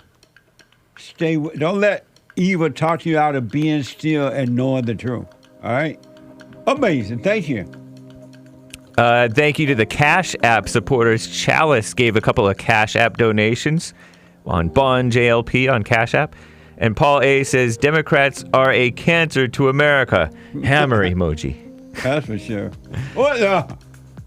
On D Live with the Diamond, Evgeny Crosby donated. Jesse. Hold that thought for me. All right. We're going to cut off. We're going to finish upon this when we come back from the break. And your phone calls at 888-7753-773. Back in a moment.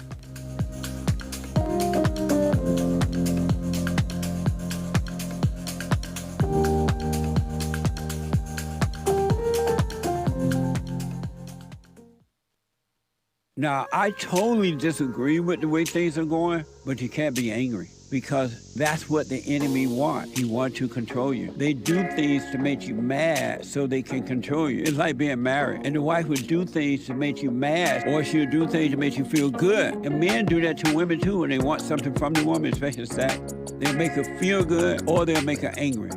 And the woman's gonna have to say, you don't want to be angry. You want to speak up. You want to disagree with what's going on. It's wrong, but do not be angry. Then you won't have fear. You won't have doubt. You won't have worries. You'll be able to see, but you got to stay away from anger. That's why you must forgive your mothers and your fathers so that you can overcome the spirit of anger. It's a spirit and it's wicked. Nothing good in anger because it has no love, folks. You need love to defeat evil. And love is not a weakness. It's a strength. It's from God. It's His nature.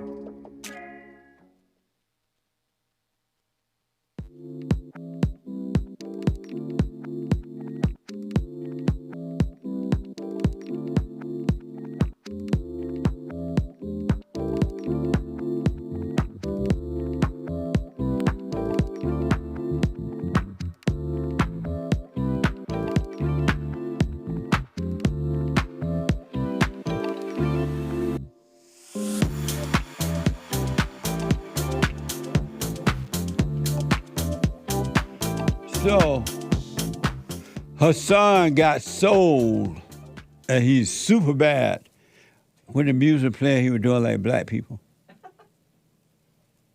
Amazing. So anyway, 888-7753-773, 888-77-JESSE. Quick announcement, busy day today. After my show at 9 a.m., it's the Hake Report.com. The Hake, Hake report.com. And then at from 9 to 11. And at 12 noon today, a brand new episode of the Fallen State.tv. The Fallen State. I had a conversation with Dr. Etienne Graves. He is an author, pastor, and founder of MEMO Ministries. Watch this. Next time on The Fallen State. Until you come to the knowledge and salvation of Jesus Christ, you will be in a fallen state. So I think everybody should forgive their parents. Did you tell your mother I forgive you? Mm-hmm. I didn't say I was afraid. I'm not afraid at all. You like having your mother's personality? I'm not my mother or my father. I'm me. There's no such thing as racism. It is the spirit of division. Your wife obey you? Yes. She obey you? Just do what I tell her to do? Yes. I don't operate like that. What the? How do you feel about Black Lives Matter? It's ran by not just lesbians, but witches. Amazing. That's today at 12 noon Pacific time. The Fallen State.tv at 12 noon. And Sunday morning fellowship for all at 11 a.m. Doors open at 10:30. Come on down. If not, you can watch it live wherever you are. It starts at Sunday mornings at 11 a.m. Pacific time and 2 p.m. Eastern time. RebuildingTheMan.com/church. And thank you all for supporting too, because you two don't like us right now. And you can support your tithe and offerings and donations there at RebuildingTheMan.com. All right? And a quick reminder, W.O.W. Hassan has his own show on the network on Wednesdays at 11 a.m. So podcast, check him out. He found out from his mama, he's a Jew. And he dressed as a Jew. Why did you pick Hasidic Jew instead of a normal Jew? I mean, it's just, I'm an Orthodox kind of guy. So the Hasidic Jew is an Orthodox? Yeah. Hasidic, right? What? Hasidic, right? It's not Hasidic. You said it? Hasidic. You said Hasidic. You said Hasidic Jew. It's Hasidic Jew. I'm black. You expect me to say it the right way? Yes. Why? Because I have high standards. I don't have low expectations for the blacks. No. That's not fair. That's racism from the white man. Those are the only Jews you can pick out. Standards for the blacks. The only Jews you can pick out are the Hasidic ones. Why? All the rest of them you can't tell. Oh, I see. That's why Hassan did that. Except if you can recognize features. It's amazing to me that all human beings have the same problem between good and evil, but in their mind, everybody think they're different. Yeah. What a mess. Anyway, let's finish the super chat. Then I will get you some phone calls. Super chat. Evgeny Crosby with a diamond on DLive.tv/Jesse Lee Peterson. Jesse on the War Room with Owen Schroyer was amazing. Oh, yeah, check that out. I forgot to mention it yesterday. Owen Schroyer. Is he Jewish? No, I don't think so. A smart white man, that's for sure. Yeah. Very brave and tough. But yeah, check it out on the War Room there yesterday. On band.video. Greenwall with a diamond on DLive. Are primitive people closer to the Father than us? What are primitive people? Like the people who live in the boonies or in the sticks off the land.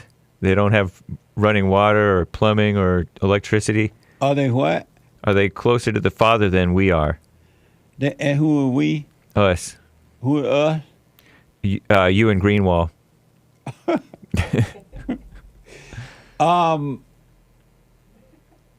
Greenwall, let me just say this. In all honesty, right? The Father, the kingdom of heaven, the perfect love, the natural state of being is right at hand for everybody. It's right here for everyone, right? But the more you are intellectually, it's difficult for you to see what's right here. Whereas people who are not as into the intellect and maybe or maybe not have a little less material things, they tend to look more for it than the ones who think they got everything. That's the only difference. But the kingdom of heaven is at hand for everyone. All right? Thank you. Interesting question. I appreciate it. Internet Manster bought a coffee. My wife asked me who my favorite vampire is. I said the one from Sesame Street. She says he doesn't. I assure you, Jesse, he does count. Amazing. That's funny. 2, 3. Thank you. Nice. On Rumble. Rumble.com/Jesse Lee Peterson. You gotta know how to rumble. Kofi_19 or Kofi_19. If abortion rates are up, that means Satan and his slut makers are working overtime. That's for sure. Did you hear about that on Hake News? No. You gotta listen. Right now? Yeah, Hake News, I reported it. Abortions are on the rise. This study by a pro-abortion group found a 10% increase in the first 6 months of 2023 versus 3 years ago in 2020, Trump's last year in office. Yeah. Well, evil is on the rise now anyway because anger is being pushed as good and good has been pushed as evil. So you can expect all kinds of things to be on the rise. Yep. That are evil. Even more than it's been more than a year since Roe v. Wade was overturned rightfully. It wasn't overturned. It was just given back to the states. Right. That's what it is. That's what that means. Yeah. And 22 states enacted bans, but across 36 states, they estimate 511,000 abortions, more than 500,000 in 6 months. Amazing. Yeah. Well, that's what they'll do, killing the babies. Yep. Trying to stop Jesus.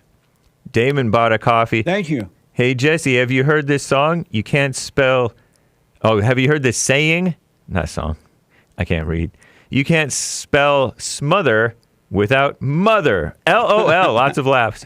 Even my mother thinks that one is funny. It is. What the? Thank you.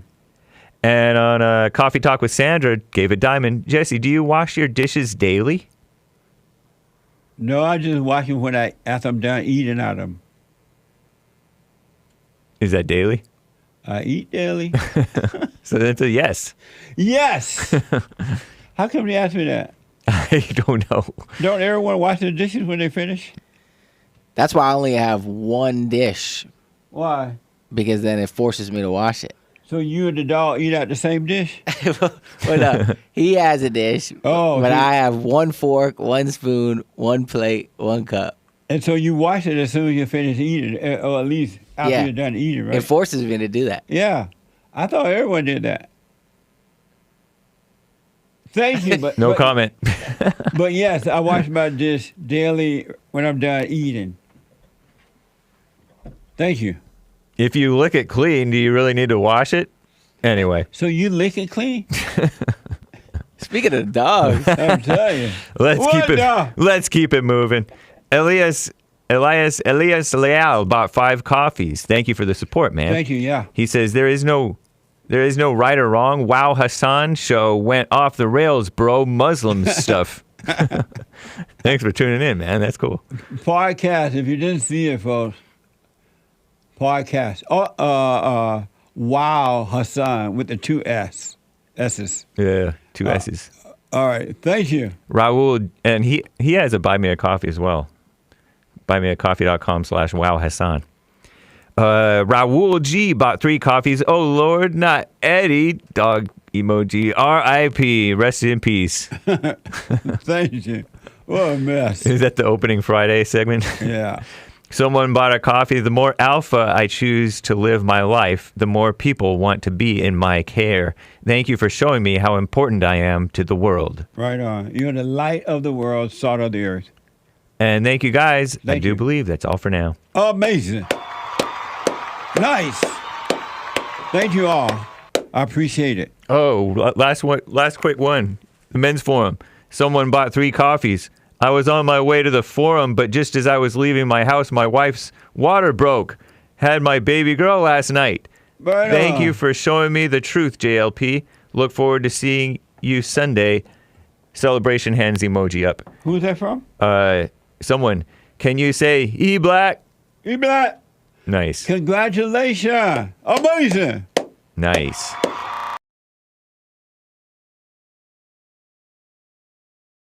Let me go to a first-time caller, Claudia.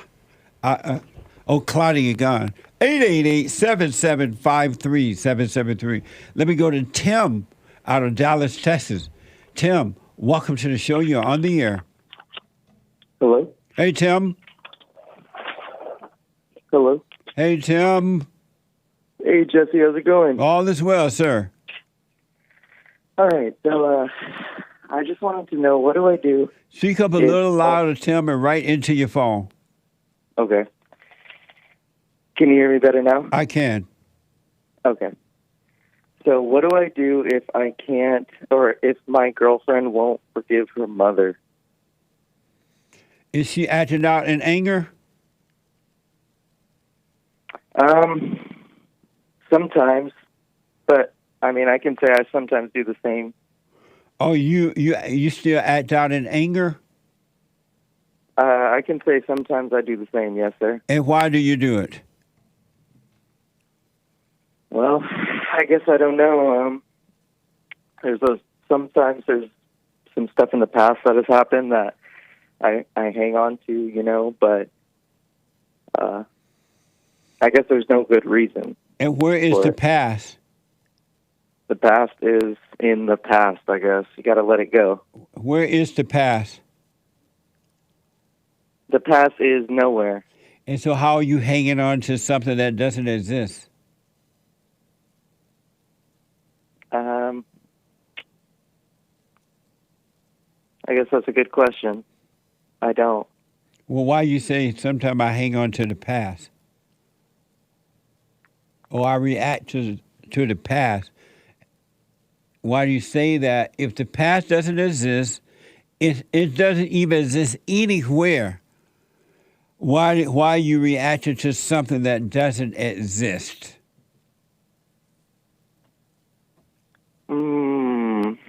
I see what you're saying. No, that was a question. Because I guess, have insecurity. But how can you have insecurities if there's no past? So I don't have insecurity or a past. Right. So why do you claim that you do when you really don't have it? What making you say you do have it? Well, I guess because of where I am now. Where are you now?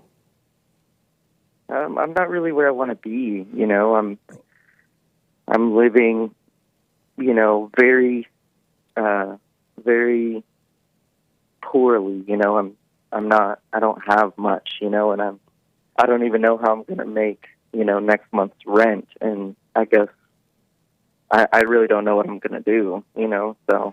So I'm you're scared. living very poorly based on what? Based on the decisions I'm making. And where do you want to be? Where do I want to be? Yeah. I want to be stable. And what do you think it would take to make you stable? What would it take? Yeah. It's going to take a lot of hard work, that's for sure. Why do you think hard work will make you stable? Well, because that's what that's about that's the best that I could come up with. But I think that also following what my spirit is saying is also equally as valid. You know what I mean? So when you say hard work, what type of hard work will make you stable? Well, hard work, consistent work, as in having a job. You know, like continue to working at the job that I'm going to. You know. But how would that make you stable? Well, I guess you're right, because they haven't even paid me yet. That was a question. How would that make you, if you had all the money in the world and the biggest house on the planet, and you have Mexican maids, housekeepers, stealing your stuff as you're paying them and they pretend to be cleaning, how would that make you stable?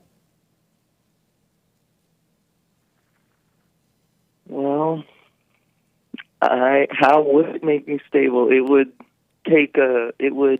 give me the ability to have a place to stay, and that's number one. How old are you? 26. And so why don't you have a place to stay right now? Well, I do. It's just that I'm, you know, it's not the place that I want to be at. It's not really. It's just a temporary space. Well, why can't you be comfortable in a temporary place? I guess you're right. I am. No, that was a question. It wasn't a statement. Why can't you be comfortable in a temporary place? Why can't I be comfortable in a temporary place? Yes. Because it's a bit. It's not ideal. Why can't you be comfortable in a not ideal place? Why can't I be comfortable?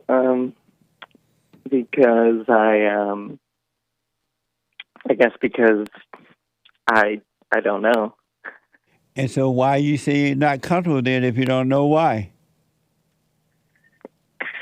I guess it is pretty comfortable, but you know, like I said, it's not ideal.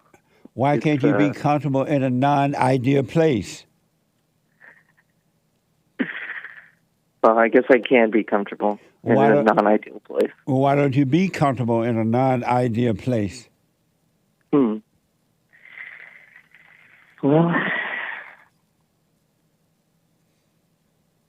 I guess I will be comfortable in this place where I am. But you're not telling me why can't you be, and why haven't you been? Because it is a bit on the ghetto side. And it sometimes is, you know, seems dangerous. But watch your back. But let me just, so how old are you again? 26. So why do you even have a girlfriend right now when you don't even have your life together yourself? How can you help her overcome the anger and stop reacting if you haven't done it yourself? That is a good question, because I will answer this because I forgave both of my parents, and from then on, I have somewhat of an understanding, and so, we started dating, and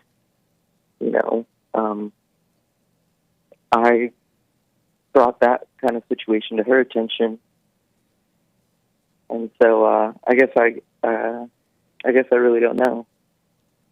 You're not able to help her, period, right now. That's true. And so I recommend you dump her.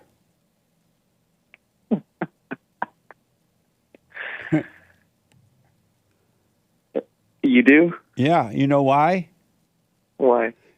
You got to focus on overcoming the fallen state for yourself before you can point the way to someone else. You're not able to do that right now. You're living in, quote unquote, or not an ideal place.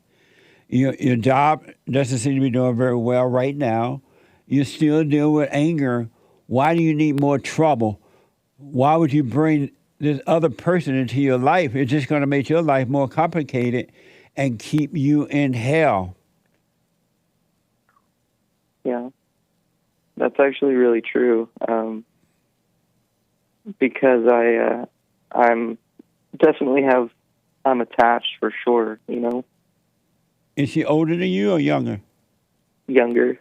And so why do you need, what made you think that you needed a girlfriend right now? It's okay to go out on little dates, but you don't need a girlfriend right now. Why did you think you did? What caused you to think that?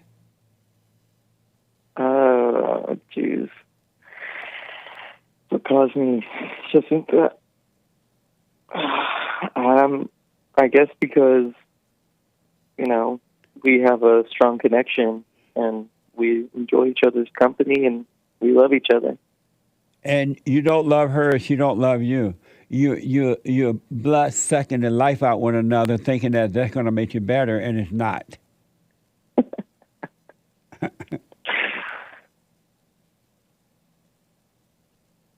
Well, that's pretty well said. I will tell you that kind of is how it feels at the moment. That's exactly how it is. Because of time, let me tell you this. What you're doing, Tim, are you doing the silent prayer every morning, every night? No. What is suffer? What the? And so you love your hell you're in, and that's why you're piling on more hell, huh? Oh, yeah. I guess you're right. So then why are you calling, asking my advice when you know you love your hell? Because I don't love my hell. If you didn't love your hell, you will overcome hell. You will come out of it. Right. So why you say you don't love it when all you're doing is feeding into it?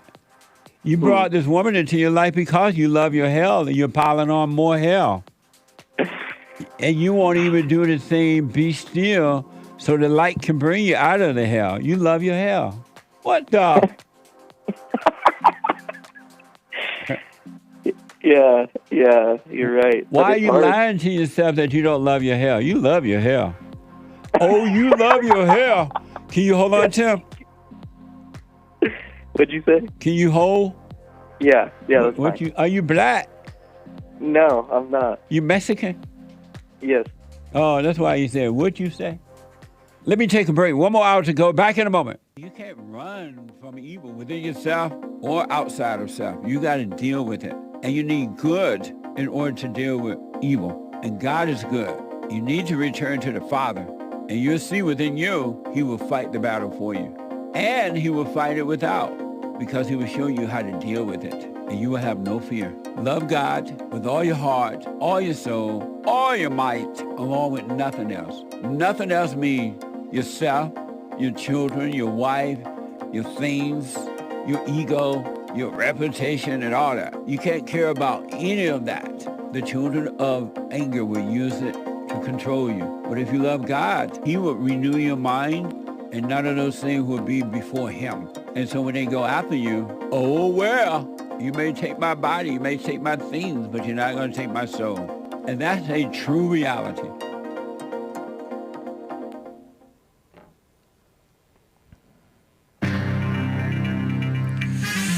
Are they going to drop Biden? Media is admitting that the people are not that enthusiastic about it or confident in sleepy Joe Biden.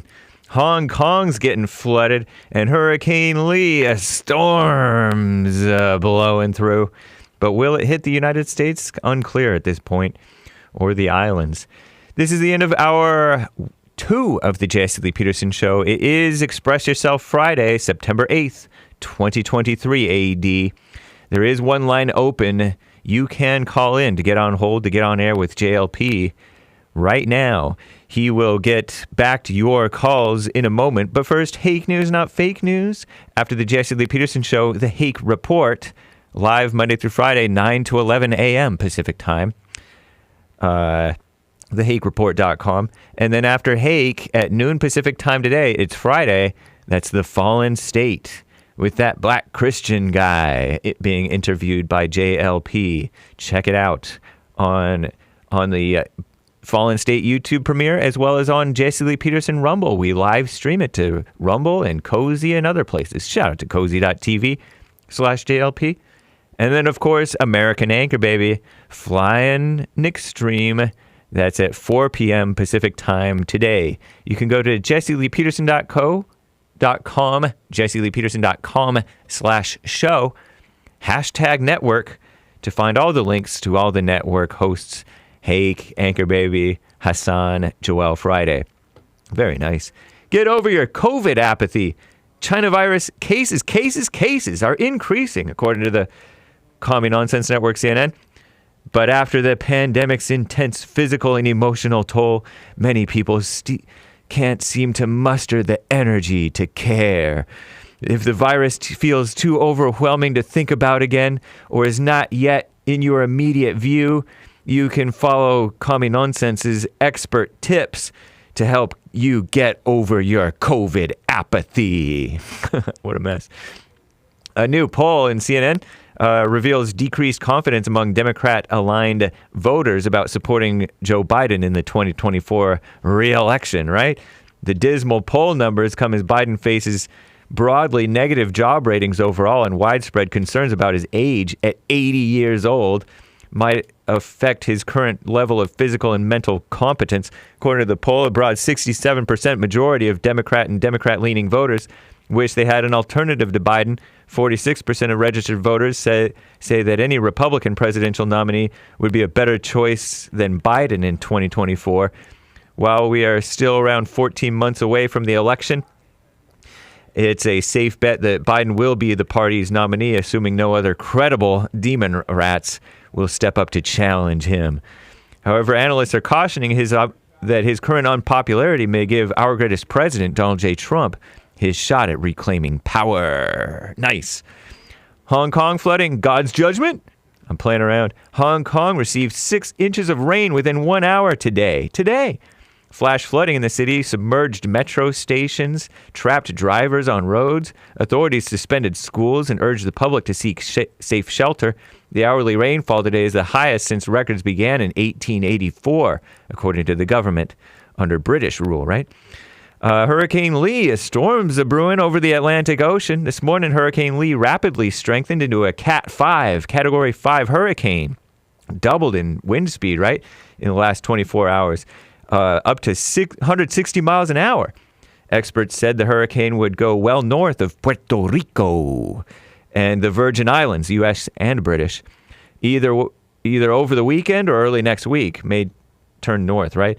It's uncertain if the storm will cause damage on the East Coast, but officials do warn and advise people steer clear of the water due to life-threatening rip currents affecting most of the Caribbean and the East Coast, or Caribbean if you prefer. The G20 is happening. Lame. World leaders began arriving in India for the annual G20 summit. Several pressing crises across the globe. Joe Biden and other so-called allies, commie capitalist globo homo allies, set to arrive in New Delhi. Russian President Vladimir Putin and China's President Xi Jinping not expected to attend because of the drama over Ukraine mess. I'm James Hake. Now back to JLP, Hour 3.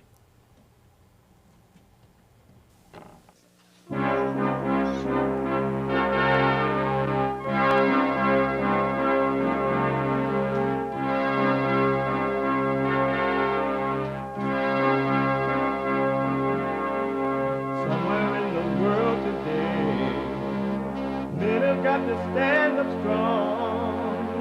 Ain't the truth about themselves to understand what went wrong. I know we can find a way. I know we can find a way. I know we can find a way to stand up, stand up, stand up.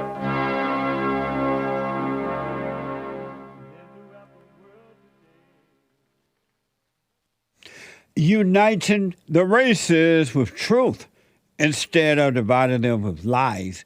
We're also rebuilding the family by rebuilding the man. I am Jesse Lee Peterson. Welcome to the third hour of the show already. That's amazing. You can get involved. There is a line open at 888-77-53773.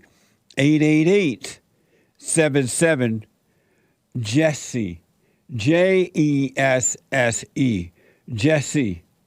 My biblical question for this week: what is your state of mind?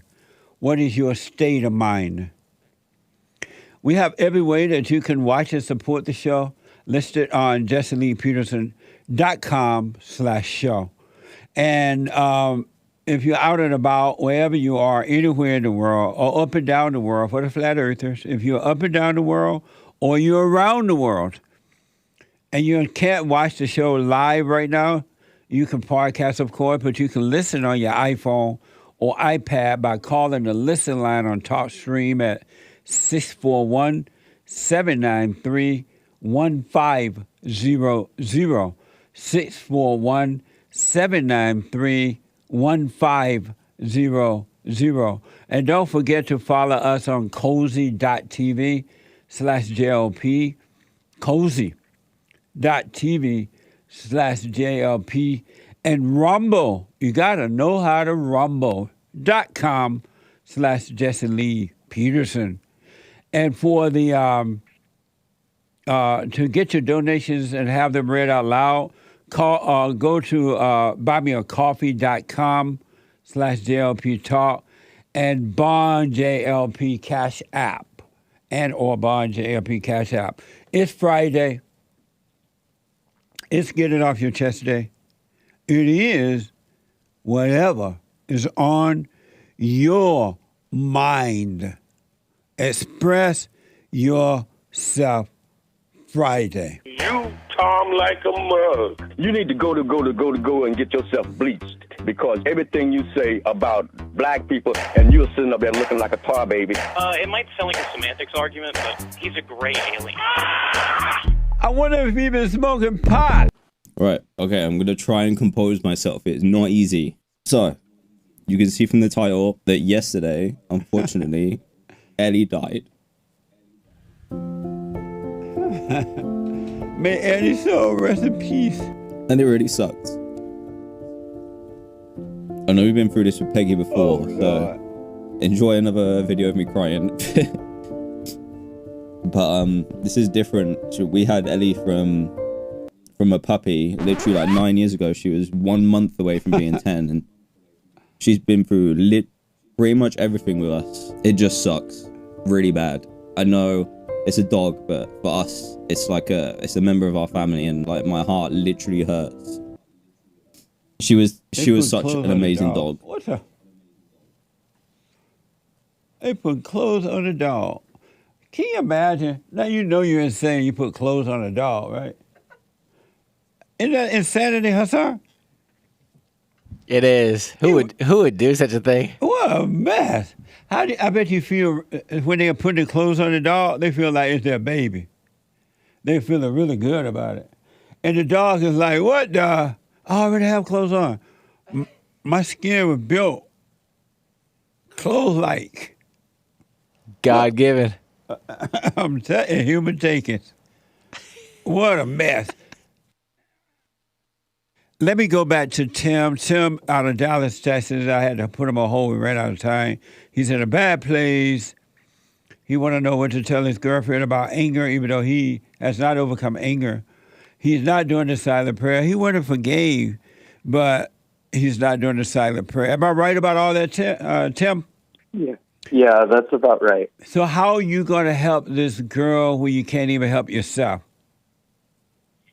Well, I've been asking myself that too. How am I going to? By stepping up and standing up and being strong and taking that responsibility. But you're not doing that. That's a good point, but no, how do I do that?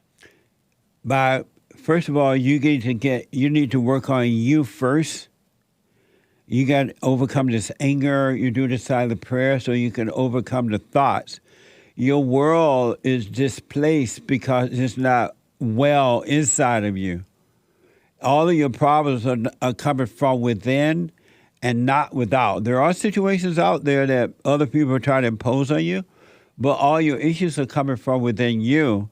And all you're doing is piling on, creating more problems. That's why you got this girlfriend. The devil told you, you know what, get a girl. She love you. You love her. You guys don't love one another. All you've done is taken on somebody else's problem, and it's just going to wear you down and destroy you. Because you're listening to the devil by listening to thoughts. And he's telling you what you need to do to make your situation better. And you're just in a cave, and you're walking around in that cave taking on all these suggestions from thoughts, and it's only add to the problem. It's never going to make you better. It's only going to cause you to get worse. All thoughts are all lies all the time. Yeah. Okay. And then what's going to happen, you're going to get this girl pregnant. Now you got more problem. All you're doing is piling on problems and you don't see it. Yeah. Is she already pregnant? Right. No. When you're going to get her pregnant, there's going to be more problems. Right. Yeah. I've been thinking about that. So here's what I recommend. Do what you want, of course. Do the silent prayer. You got to commit to working on you first. And then you'll be able to point, if you do get involved, you'll be able to point other people in the right way to go. Right now, you're not capable of doing that because you're not doing the prayer. You're still living in your imagination. You still think that if you had a better place, you'll be happier. If you had this, you'll be happier, but you won't. Okay. All of your issues are coming from within you, not outside of you.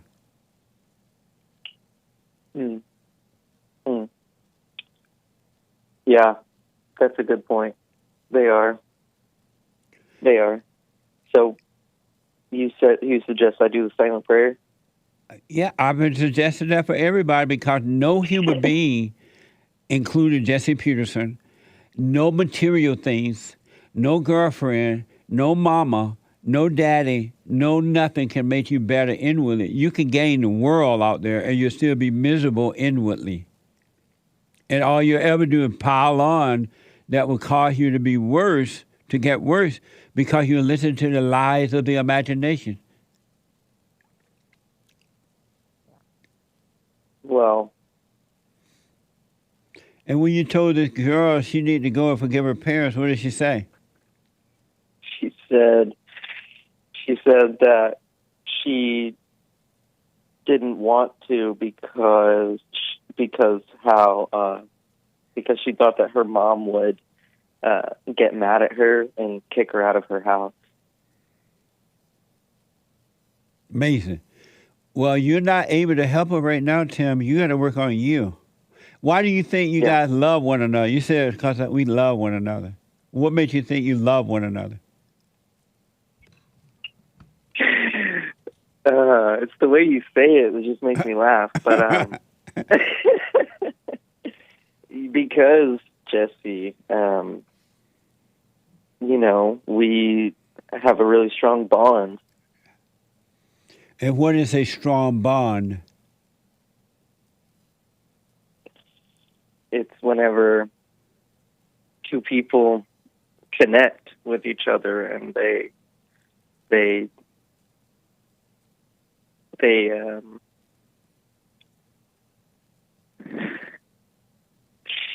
make each other's lives better.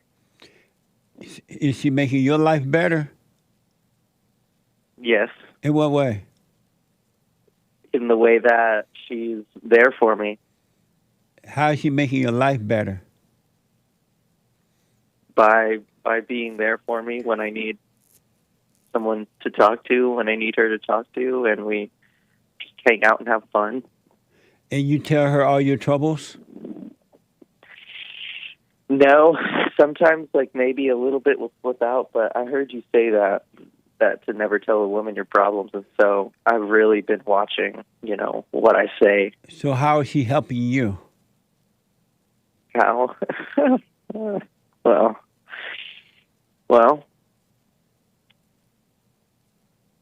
I probably have to think about that, but But you say you have a strong bond, and your strong bond is because she's there for you to talk to. You like talking to Mama? Get out of here, Jesse. No, actually, that's the thing. I called you a long time ago, and I told you about my mom. So why do you have this strong bond with another mama that just helps you, make you feel good? We're there for one another. Because I don't know. All you done is went and got yourself another mama that makes you feel better. Yeah. But that's the woman that I want to make my wife. And how do you know that? How do you know that? Because she's been here with me during this time of my life where, everything is, like I said, I'm struggling, and she's been here and sticking with me through it, And so you went, and how is she sticking with you through it? Well, she hasn't broken up with me. How is she sticking with you through it? Because she's continuing to be here for me and to, How is she being there for you? How? How is she being there for me? By, being there for me, talking to me. Being there for you, talking to you? Yes. Yeah. Final answer.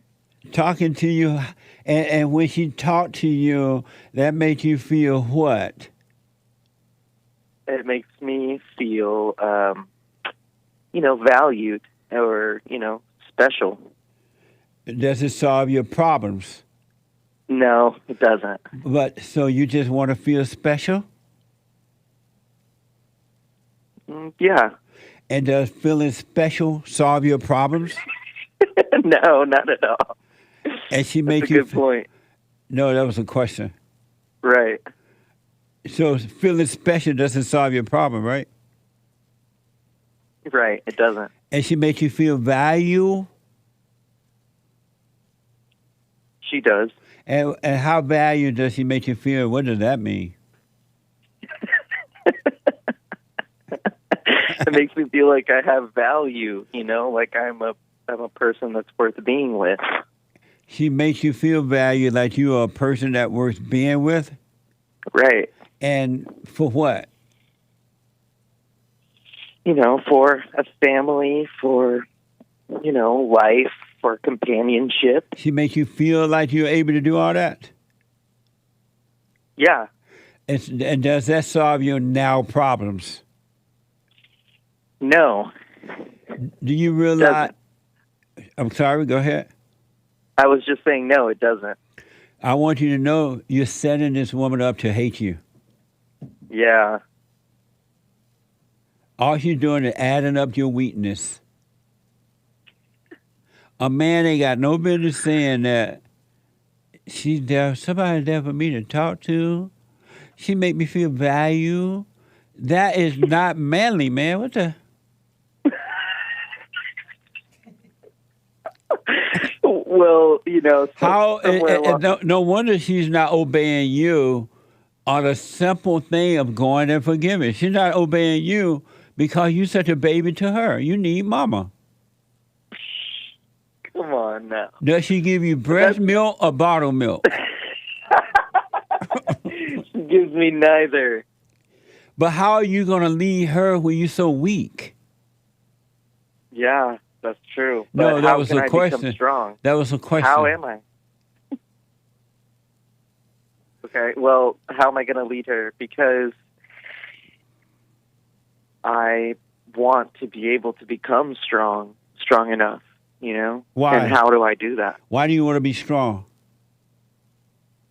Because, like you said, you know, I don't want to be weak anymore and, you know, let people take advantage of me and, you know. So Tim, I got to run, but here's what you got to do. Do what you want, of course. You got to work on, you should work on you. You got to overcome this fallen state. You said you've gone and forgiven your parents. You need to do the silent prayer so you can come out of the thoughts, the imagination, because it's leading you down a road of destruction. And that's the same road that every human being takes that leads to destruction. And you're listening to the lies of the imagination. It is setting you up to suffer. And the last thing you need right now is a woman in your life called girlfriend. Doesn't mean you don't go out sometime, have fun and stuff, but you need to just work on you so you can see how to deal with everybody and everything, including yourself.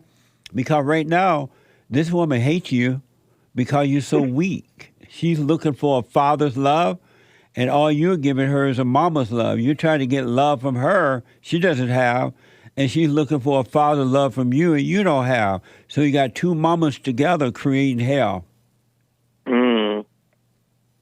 Yeah. And she's never going to forget your weakness, no matter what happened. Yeah, well, she actually doesn't have her father in her life either.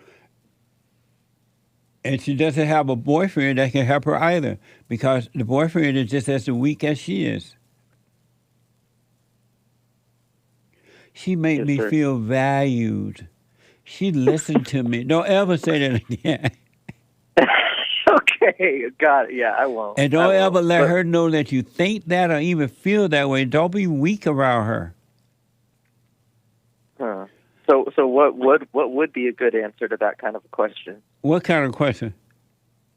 Well, you said you said you don't say she makes you feel valued. You know, what should I say? Nothing. Oh, nothing. Because you should, once you overcome your mama's spirit, you're going to be in a situation where nobody or nothing can make you feel anything or any kind of way, because you have perfect peace. You'll be whole. Right now, you're not whole. You're divided, and you're looking for all these people, places, things to make you feel whole, and it's never going to work. That's what every human being does until they overcome it. Yeah. All you're doing is you're just walking down the same dark path that all human beings walk down until they overcome it, and most are never going to overcome it. So I got to run, but do the silent prayer and watch, or just suffer and die. Okay. But there's no other way. You got to work on you, man. Yes, sir. All right? Let me know how it goes. All right, I will. All right, Thank buddy. you, Jesse. Okay. Oh, a mess. 888-7753-773. Let me go to, is it Ty? A first-time caller out of Michigan. Hey, Ty, welcome to the show. You're on the air. How you doing? All is well, sir. All is well. All is well. Yes, sir. I can't hear you. Go ahead. I was wondering, like you have a lot of good points and values. Like you talk about how blacks don't really, try hard for themselves like they used to before the civil rights. Not all, but most. Yeah. But I was looking at the beginning of your video and how it seemed like it's been done by some very uneducated, very low budget production, all the glitching and all, I was wondering, how do you say that blacks people, not all, but most, don't qualify or say that they trying to get their own and do their own, and I'm looking at you, you're doing your own, and it looks horrible. What are glitches that you're looking at? The beginning, the introduction of your podcast. What are they glitching? I'm sitting there watching. I thought my TV had glitched up, but it was actually your video. You know, a lot of your B-roll, because I went to school. I went to Specs Howard. Oh. So a lot of your B-roll was like, it's old, it's outdated, it's like, it's not really, it's giving a light and a view of something that's not present. And so you're offering a helping hand to us? I would love to, sir. I would love to. Well, send me email my producer at JesseLeePeterson.com, and we'll see what we can do to make it better, man. I appreciate that. Yes, because you have a lot of good views. I don't know too much about the Jim Crow era, but I've been listening to you since, 98, when I graduated from high school? Right. So, and you consistently talk about the same thing, like how black folks are lazy, but not all, but most.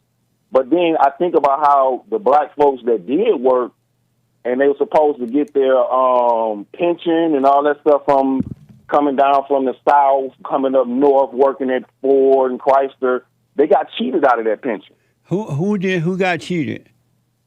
Like my grandfather, my father, a lot of people. How were they cheated? The job that paid them their pension once they... Exactly, their retirement package and all that was cut. But not all, but most white folks got, or I hate to use that word, I apologize, that sounds racist. European Caucasians got their package deal with no problem. How do you know that? Because I used to work for SHAP, Sterling Heights Assembly Plant. And the white people told you I got my pension, y'all didn't get y'all? Not all, but most, because a lot of them that I was working with was working there since 1988. Right. And they're still working there to this day, 2023. So they didn't get their package. You see what I'm saying? They fell in the same boat as my granddaddy and my father. So there were some white people who didn't get their packages as well? Try not to say white people. Try to say European Caucasian, because, you said we're all one race. But are there white people who didn't get their package as well? Yes, they are. And so when they didn't get theirs, was that racist?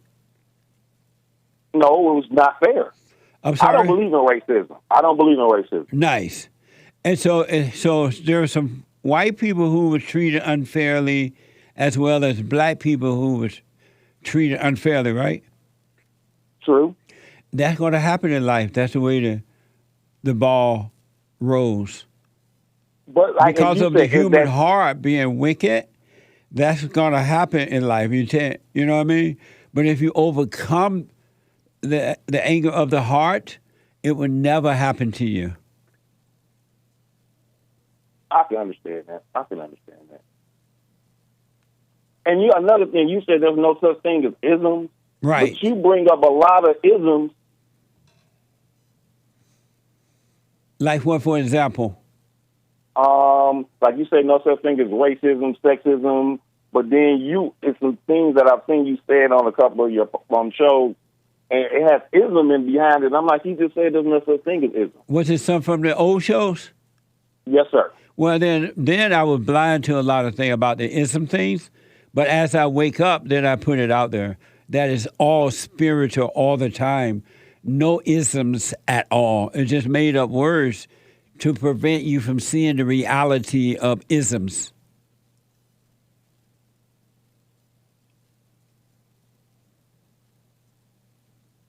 One more thing before you disconnect this. Do you remember the producer at JesseLeePeterson.com? Yes, sir. Oh, okay. Go ahead. One more question. You say a lot about dang, it slipped my mind that quick because you good at that. Good at what? Good at that. At what? Talking or speaking while a person is trying to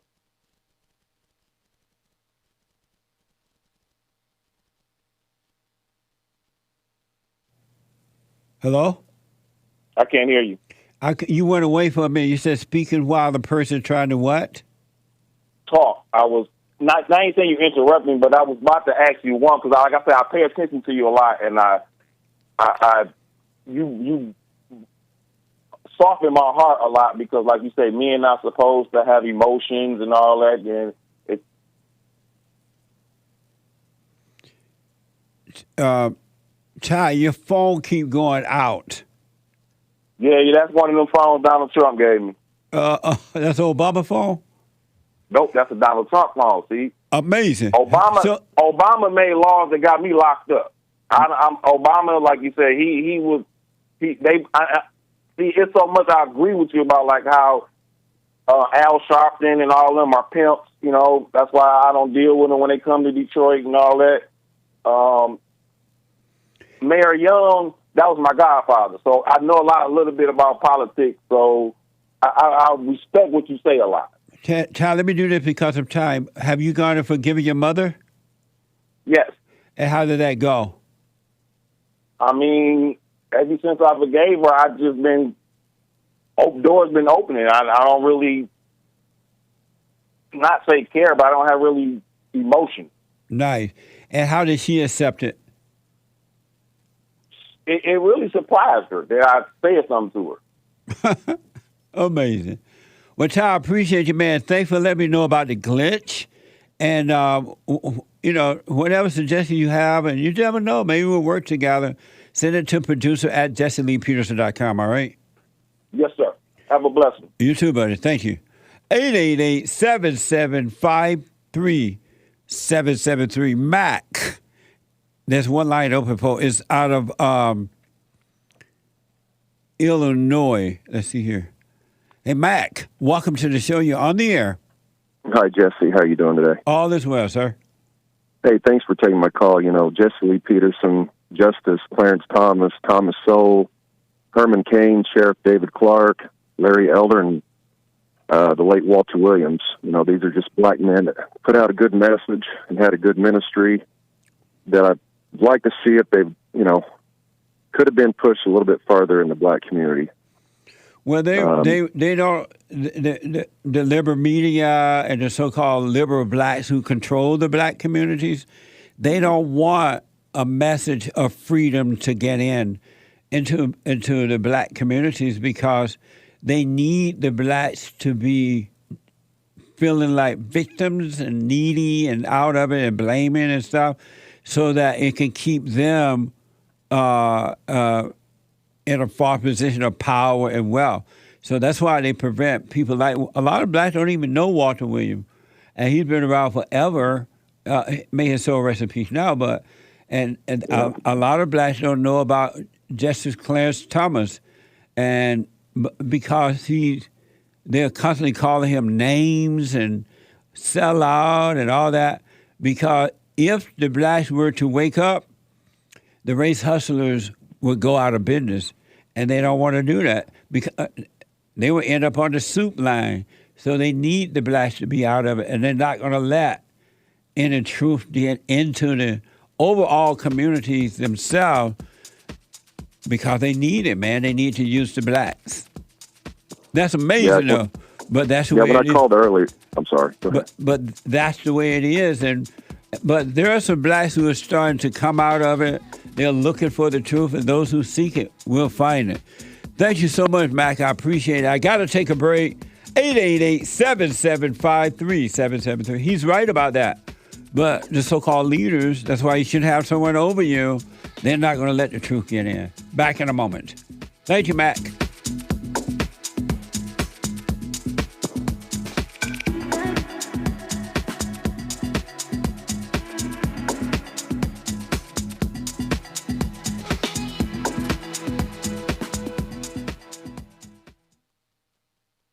I noticed after a while that when these guys overcome their anger, they have amazing ideas about starting a business, but because they've been told that if you don't get a loan from the bank, or if you don't have a 5-year plan, or if you don't do this, and it's just simply not true, it's the first step.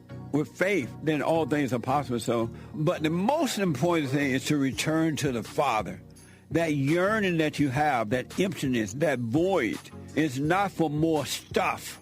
It's not for more friends. It is a return to the Father, because there's no way you can return to God and be angry at your earthly father. So thank you all so much, right? People around the world donated to Bond at rebuildingtheman.com, or they call 800-411-2663, and we're still committed to pointing the right way for men and women to return to the Father.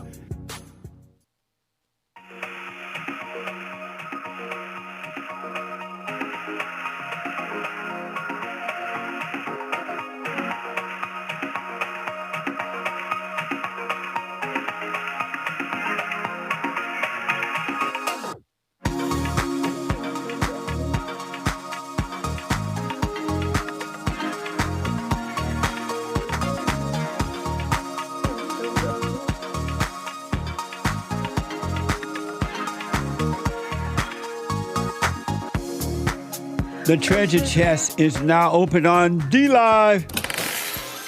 And we're going to get to your super chats and treasure chests and everything here in a minute. Quick announcements. First of all, Mac was absolutely from Michigan, I believe. He was right. They're not going to let the truth get into the overall black population, because the truth will wake you up.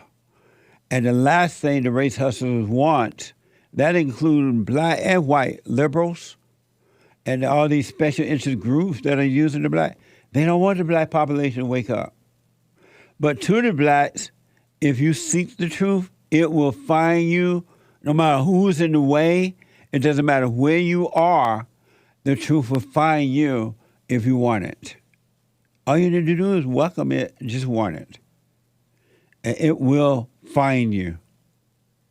All right? So nobody can stop it. No situation can stop it if you really want it. 888-7753-773. Quick announcement. Number one, the Hake report is coming up at the top of this hour. TheHakeReport.com. And then at 12 noon, a brand new episode of The Fallen State. I had a conversation with Dr. Etienne Graves. He's an author, a pastor, and founder of MEMO Ministries. Next time on The Fallen State. Until you come to the knowledge and salvation of Jesus Christ, you will be in a fallen state. So I think everybody should forgive their parents. Did you tell your mother I forgive you? Mm-hmm. I didn't say I was afraid. I'm not afraid at all. You like having your mother's personality? I'm not my mother or my father. I'm me. There's no such thing as racism. It is the spirit of division. Your wife obey you? Yes. She obey you? Just do what I tell her to do? Yes. I don't operate like that. What the? How do you feel about Black Lives Matter? It's ran by not just lesbians, but witches. The Fallen State at 12 noon today. And then at 4 p.m., Flying High, not on pot, but natural energy, a natural high with the American Anchor Baby. And are you still using the Great White Hope playing it?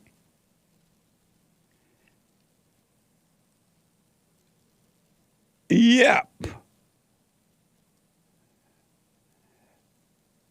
He's taking the Great White Hope plane at 4 p.m. today, the American Anchor Baby. Get ready for a smooth sailing, a smooth ride at 4 p.m. Pacific time, the American Anchor Baby. And then Sunday morning at 11 a.m. Pacific time, 2 p.m. Eastern time, our fellowship, all are invited. If you're down, if you're in the LA area, come on down. Otherwise, you can watch it live on rebuildingtheman.com/church. rebuildingtheman.com/church. We had an amazing men's forum last night. It was deep, really, really deep. It was worth being up late for, but it was deep. Nice. And don't forget that if you, And ladies, your meeting is coming up on the 3rd Thursday of this month. If the Lord is willing and the creek don't rise. And don't forget to get all your super chats and comments read out loud. Go to buymeacoffee.com/Jesse Lee Peterson or Bond JLP on Cash App. Bond JLP on Cash App. And for personalized shout-outs, I do them myself. Go to Cameo, CAMEO.com/Jesse Lee Peterson. Let me go to Sam, not a first time, but Sam out of Illinois. Let's see here. Sam, welcome to the show. You're on the air. Jesse, how's it going, man? Happy Friday. Thanks for taking my call. Thank you, man. I appreciate your call. Hey, you kept me waiting for an hour. No, I'm just kidding. Thanks. Amazing. Thanks for taking my call, man. Yes, sir. Yeah, good. I wanted to ask you about a few things. So first, I wanted some more tips on the silent prayer, if you can provide them. So I know you said do it twice a day. So far, I've only been able to do it maybe once a day, sometimes twice, sometimes like not at all. But what I'm noticing is when I do it, I'm still like thinking about other stuff pretty much the entire time.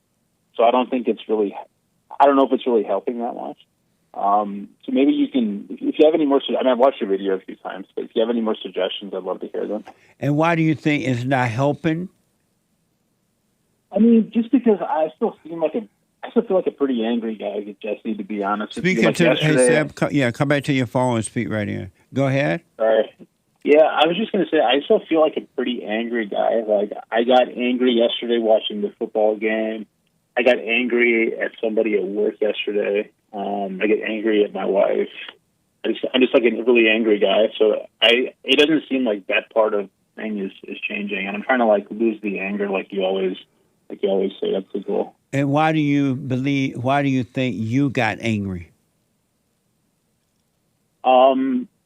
I mean, I think like you said, like Satan still has his control over me. I really don't know. It's probably just kind of the way I am for now. But hopefully I can work hard and change it. But I still think it's a problem for me. For sure. And why do you think you said I got angry at this, I got angry at that, I got angry at this? Why do you think the anger is you? That's a good question, man. Let me think. I think I think I understand like what you're asking with that question, because the anger isn't actually me. It's just like an evil spirit like entering my mind. But why do you keep claiming it as you? Because it feels like me, and like how I present myself to the rest of the world, like it comes off as me. Because like, for example, like somebody at work, my wife, they don't know that it's actually Satan like acting. Do they need to know, or do you need to know that? I think I need to know that, but I think I also need to not act that way. So it's kind of both. Do you think you need to know, or do they need to know? I think I need to know. And you say you need and you think you need not to act that way? Yeah, I think so. So if it's not you, why are you thinking you're acting a certain way? Man, that's a hard question for a Friday. Let me think. I think that the reason I act that way, or like Satan controlling me acts that way, whichever way you want to think about it, I think the reason is just because like I don't have a good mindset, and I don't have, since I haven't lost the anger like you have and maybe like a few people have, it's still like the way either I want to say it the right way. It's still the way I act, or it's the way like. But Tim, why you keep calling it I when you know it's not I? Why you identify with something that is not you? Because it feels like me. And how does it feel like you if you don't know what you feel like? Because, like, I think, to be honest with you, Jesse, I think, like, there's very few times. Come back to your phone and stay with it. Yeah, sorry about that. Give me a second. Yeah. Is this better, Jesse? Yes. Yeah. Okay. Sorry about that. Yeah, I was just going to say, I think, like, at least recently, there's very few times where I feel like completely that it's all me. It always feels like there's something else that's, like, controlling me. And since it is something else controlling you, but if you always think and say that it's you, how will you ever overcome this false identity that you keep calling you?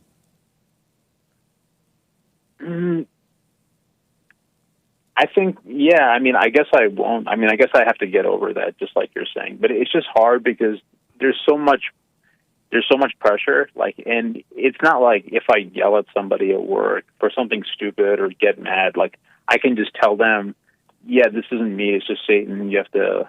You don't need to tell them anything like that. Yeah.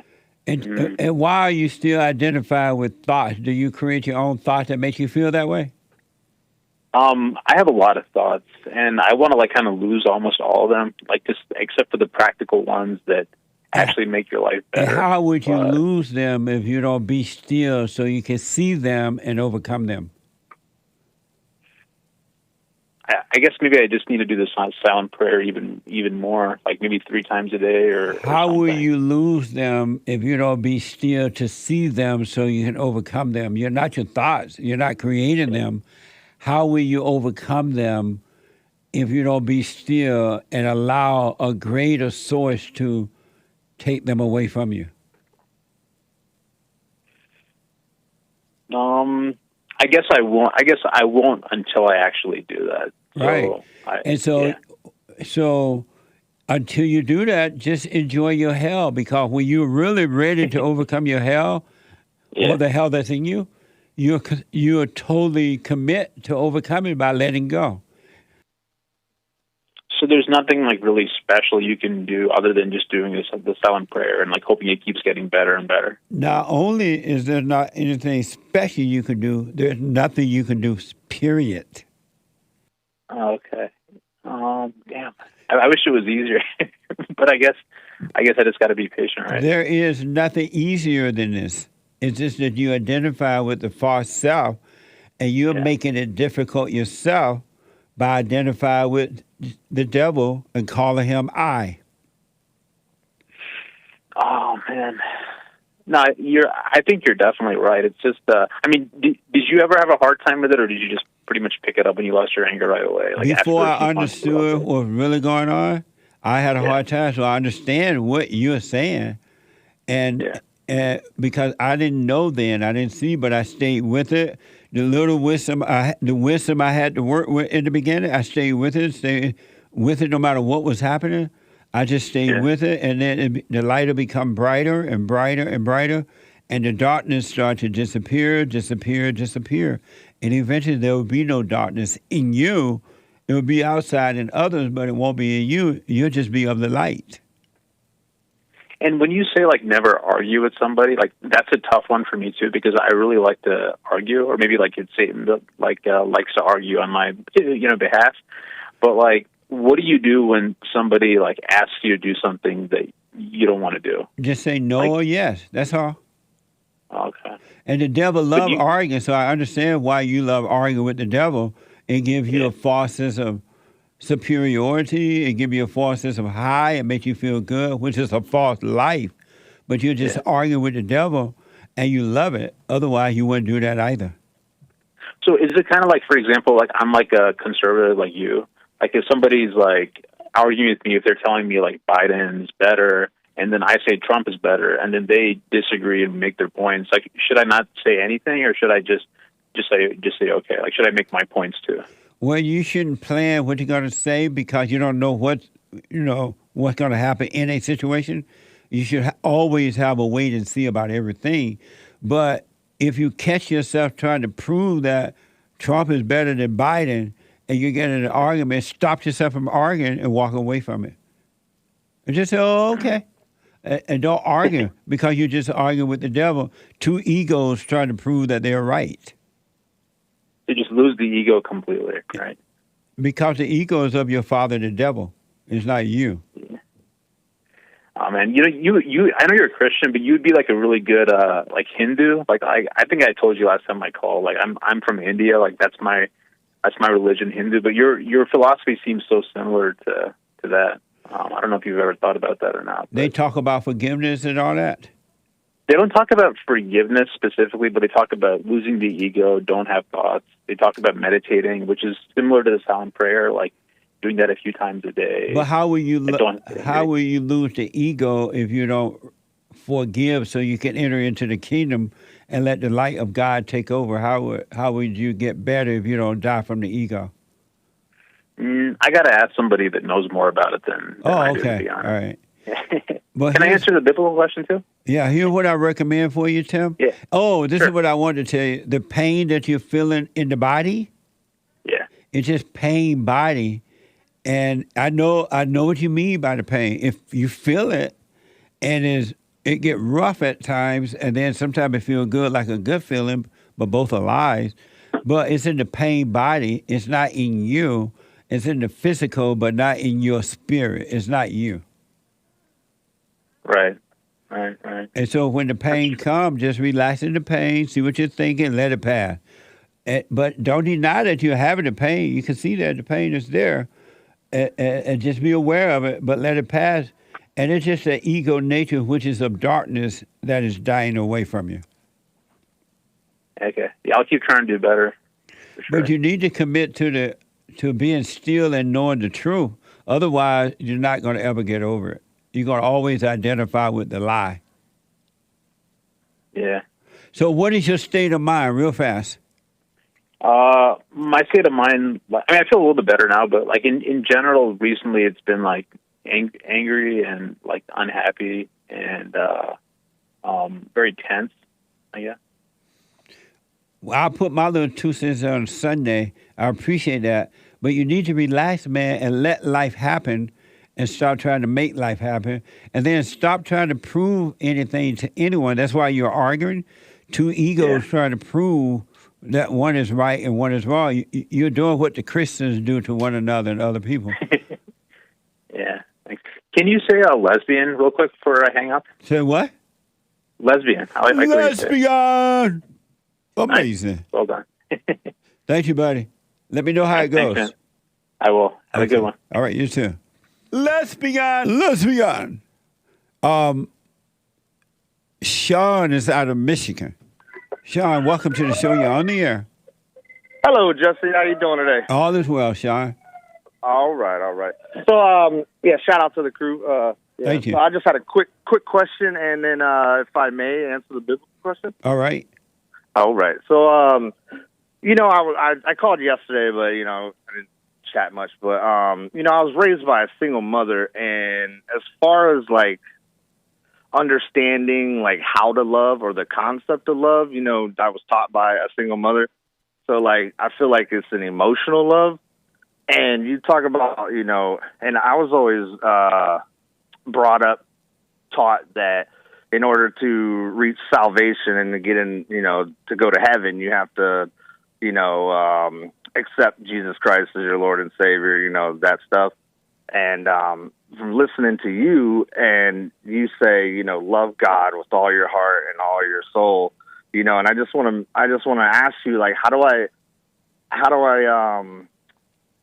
I don't know, I don't want to say like make that switch, but how do I know if I'm actually loving God with my heart and soul and not like an emotional or like fake love? Like I have my dog with me, I love my dog, my girl, and my dad, because it's like physical, it's something you can touch or, you know what I mean? But how do I know if I'm truly loving God the way that I should be and not just like saying it or fake, you know what I mean? By not having any anger at all, by not hating. Right. Okay. So just being righteous is like a sign of love? Or? Well, don't call it being righteous because you can't be righteous. Oh, okay, right on. Because if you call it being righteous, then you're going to try to be righteous, and it's just going to be a thought. It's just going to be an idea, but it wouldn't make you righteous. Right. Just overcome the anger by watching it and letting it go. And then eventually the light of God, because he's going to draw you into the kingdom, and the light of God will destroy the emotional mess. All emotions are evil. The so-called love emotion is evil. The so-called hate emotion is evil. It's not love at all. Yes, sir. Are you doing the silent prayer every morning, every night? Oh, of course. Yes, like I said, I called yesterday, and I told I do it when I get up. I do it when I go to bed. I practice it all day long, all day at work. All day driving. Like I try to practice being still and in the moment, and throughout the entire day. Well, that emotional stuff you feel, just know it's not love. You don't love the dog, and the dog don't love you. You don't love your girlfriend, and your girlfriend doesn't love you. You don't love your parents, and your parents don't love you.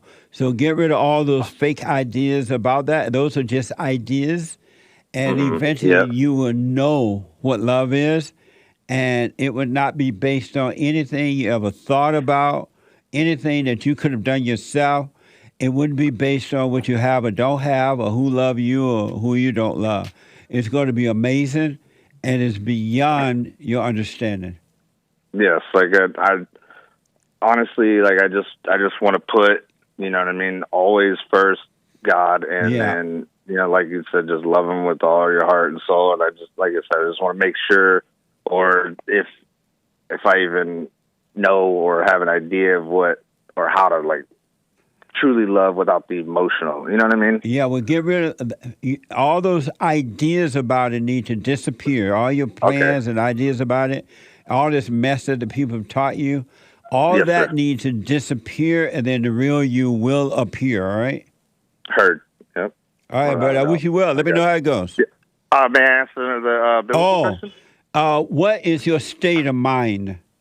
Since doing this silent prayer and learning myself and being in the present and being with God, I feel renewed, like a total sense of renewal. Like I used to suffer with depression and anxiety and suicidal thoughts and like all that stuff, and since then, like I feel renewed, like I feel rejuvenated. And when I do the silent prayer, it's interesting because when I put my hands together in prayer form, my whole body starts heating up to the point where like beads of sweat will start beating up on my forehead, and like I could feel the warmth throughout my entire body. And not gonna lie, I've lost like 20 pounds in the last few days. I feel, or not few days, but a few weeks. I feel like I'm in my 20s again. I stopped like identifying with my body. Like, let me do this because of time. I appreciate that. Yes, I gotta run. Call me again, all right? All right, for sure. All right, thank you, buddy. Thank you, buddy. I hung up. Super Chat. Thank you, Sean. Super Chats. Okay. On Buy Me a Coffee House says, love you, Jesse. You're the man. Shout out to Jimbo Zoomer. Thank you. Amazing. Appreciate it. And also, thanks to the top contributors on D-Live, N Strand, Coffee Talk with Sandra, Greenwall, Evgeny Crosby, Henry Ford Lives, and all the rest of the lemon givers. Appreciate you guys. Thank you all. Amazing. Thank you. Wow, I appreciate it. I was trying to rush to get in more calls and everything, but you see time just go. Sean, my producer, put together an amazing package. I didn't get to half of it. What the? Oh, one more super. No fear, just faith bought 2 coffees. Do not partake of the devil's music, not even for a moment. It is pure evil. R. Kelly saying, I don't see nothing wrong with a little bump and grind. Where is R. Kelly right now? Fair point, man. I rest my case. Amazing. Now, that's all for now. Thank you. Become your own man. Thank you so much. Become your own man. Become your own woman. All right? Get on that straight and narrow path. Do not be afraid to stand alone. Because when you're with the crowd, you're alone anyway. They don't love you, and you don't love them. All right, so do the silent prayer. Go and forgive. And let the thoughts just pass by.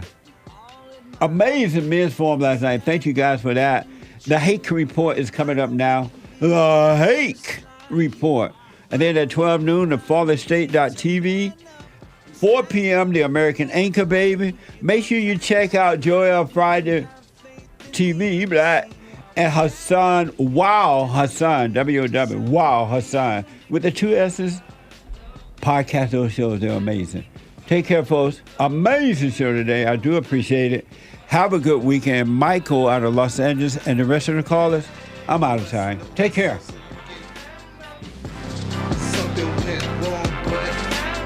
Check. I had to get on the track one time. Joel Friday here. Check. Look, stand up. Stand up, we got fighting to do. We gotta show him who boss. He put a Viking in you. He put that lightning in you. Igniting the truth. But you beg and blame and lie and hate and never wanna stand for the truth. So what you planning to do? You understand in the loop. You better go talk to your mama. Better stop at the drama. Better drop all the trauma. Boy, you better stand up and up. Put your hand up and hut. Cause if you don't, then we lose. And then we gotta hear the fake news. Whoa.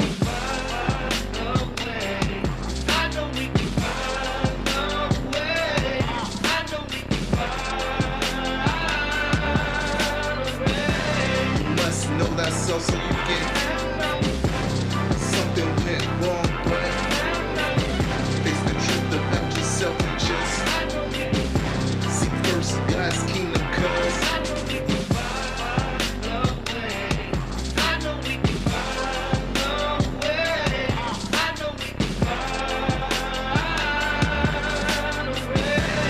must know that so you get something went wrong, but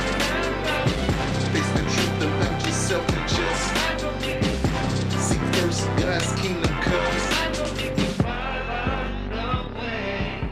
I know we can find a way. I know we can.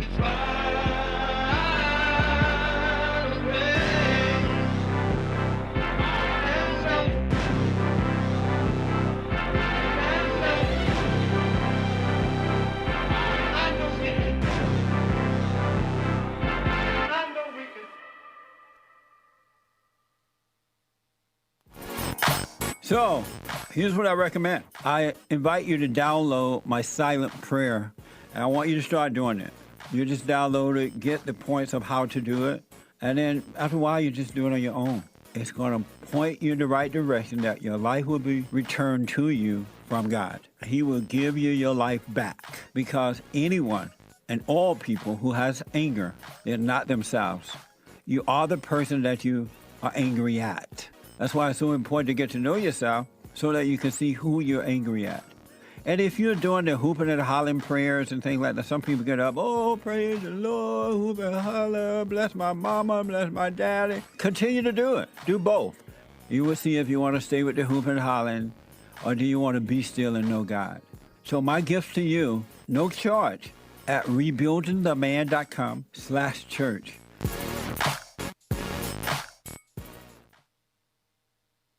So I asked the question, are you better than a child molester? I've discovered over the 30 years of counseling, the one thing that's missing,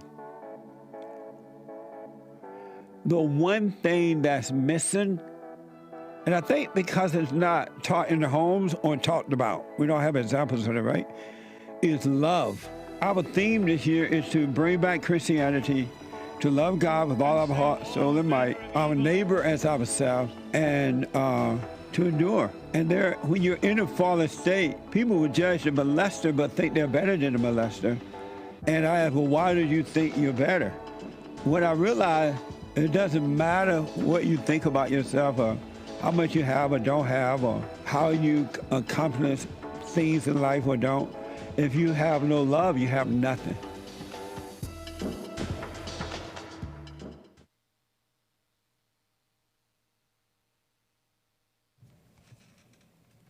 Thank you, JL.